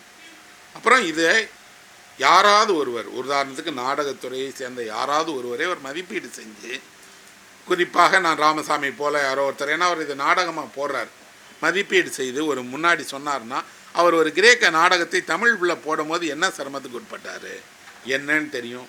ஆனால் இதையெல்லாம் ஸ்டாலின் அவர்களே செய்யணும்னு நான் சொல்ல மாட்டேன். இது ஸ்டாலின் அவர்கள் செய்ய வேண்டியதல்ல, பதிப்பாளர்கள் செய்ய வேண்டிய ஒரு பணி. குறிப்பாக அந்த பதிப்பகத்திற்கு அப்படி ஒரு பொறுப்புணர்வு வேணும். அவர்கள் இப்படி ஒரு புத்தகம் தயாரிக்கணும்னு முடிவு பண்ணும்போது அவருடைய வேலை மொழிபெயர்த்துட்டார், கொடுத்துட்டார். கொஞ்சம் இந்த புத்தகத்தில் இன்னும் கொஞ்சம் கூடுதல் கவனம் இதனுடைய பிழை திருத்தத்தில் செய்யப்பட்டிருந்திருக்கலாம். நிறைய சொற்கள் உடைந்திருக்குது, நிறைய சொற்கள் வந்து 2 முறை பதிவாகிருக்கு. அது படிக்கும்போது இடையூறாக இருக்குது. இன்னும் கொஞ்சம் எனக்கு கொடுக்கப்பட்டிருக்கக்கூடிய பிரதி வந்து இதுக்கு முந்தைய பிரதிங்கிறதுனால திருத்தம் பண்ணியிருப்பாங்கன்னு நினச்சேன். இப்போயே நான் மேடையில் உட்காந்து அவர்கிட்ட நிறையா சொல்லிட்டு இருந்தேன், சார் நிறைய இடங்கள் விடுபட்டுச்சேன்னு. அதெல்லாமே நாம் அடுத்தடுத்த பதிப்புகளில் திருத்திக்கலாம். ஏன்னா இது ஒரு பெரிய உடனடியாக பல ஆயிரம் காப்பி விற்கிறது இல்லைன்னு எனக்கு தெரியும். குறைவான பிரதிகள் தான் விற்கும், குறைவான அளவு தான் நம்ம அச்சிடுவோம். அதனால் இந்த தவறை சரி செஞ்சுக்கலாம். ஆனால் செய்ய வேண்டிய அவசியம் வேண்டியிருக்கு. இல்லைன்னா இப்படி ஒரு நாடகத்தை வாங்கினால் பெரிய புத்தகங்களை படிக்க மாட்டாங்க. அந்த காலத்தில் ஒருத்தருக்கு 500 பக்கம் 1000 பக்கம் படிக்கிற மனசு இருந்துச்சு. 500 ரூபா கொடுத்து வாங்க தான் பணம் இல்லை. இன்றைக்கி 500 ரூபா கொடுத்து வாங்க பணம் இருக்குது, 500 பக்கம் படிக்கிற மனசு இல்லை. அப்போது படிக்கிற பணம் வந்துருச்சு, பணம் கொடுத்து வாங்கிடுவாங்க. எவ்வளோ 1000 ரூபா புத்தகங்கள்னாலும் வாங்கிடுவாங்க. ஆனால் படிக்கவே மாட்டாங்க. அவர்களை படிக்க வைக்கிறது ஒரு பெரும் பணி. குறிப்பாக இதில் வரக்கூடிய ஒவ்வொரு நாடகத்தை பற்றியும் ஒருத்தர் பேசி, ஒரு இதில் இருக்கக்கூடிய 7 நாடகங்களை பற்றி 7 பேர் பேசி ஒரு கருத்தரங்கை நீங்கள் ஏற்பாடு பண்ணணும். அப்போ தான் அது என்ன ஆகும் அப்படின்னா, இந்த தனித்தனியான நாடகங்கள் அதனுடைய முக்கியத்துவத்தை பற்றி ஒருத்தர் பேசுவார். முடியும்னா இதில் இருக்கக்கூடிய ஏதாவது ஒரு நாடகத்தை ஒரு குழுவுக்கே நம்ம சொல்லி நடிக்க சொன்னால், அதை நடித்து காட்டினால் கூடுதலாக இருக்கும். அப்படி நாம் இதுக்கு ஒரு வேலை செய்தால் அது என்ன ஆகும்னா, இந்த புத்தகமும் கவனம் வரும், இதை எதற்காக இந்த புத்தகம் எழுதினாரோ அந்த நோக்கமும் நிறைவேறும். எல்லாம் தாண்டி இது வந்து ஒரு தமிழில் நாடகத்திற்கான ஒரு புதிய உருவாக்கத்தை உருவாக்குவதற்கு ஒரு பயனுள்ளதாக இருக்கும். அதனால் எனக்கு தெரிந்த 1-2 ஆலோசனைகளை நான் இங்கே சொன்னேன். நிச்சயமாக என்னை விட இதில் ஸ்டாலின் நிறைய அனுபவமும் ஈடுபாடும் உண்டு, அதிகம் சொல்லுவார். இந்த நூலை கொண்டு வந்ததற்காக அந்த பதிப்பகத்திற்கும் இதை மொழிபெயர்த்ததற்காக ஸ்டாலினுக்கும் என் மனம் நிறைந்த நன்றியை தெரிவிச்சுக்கிறேன். நன்றி.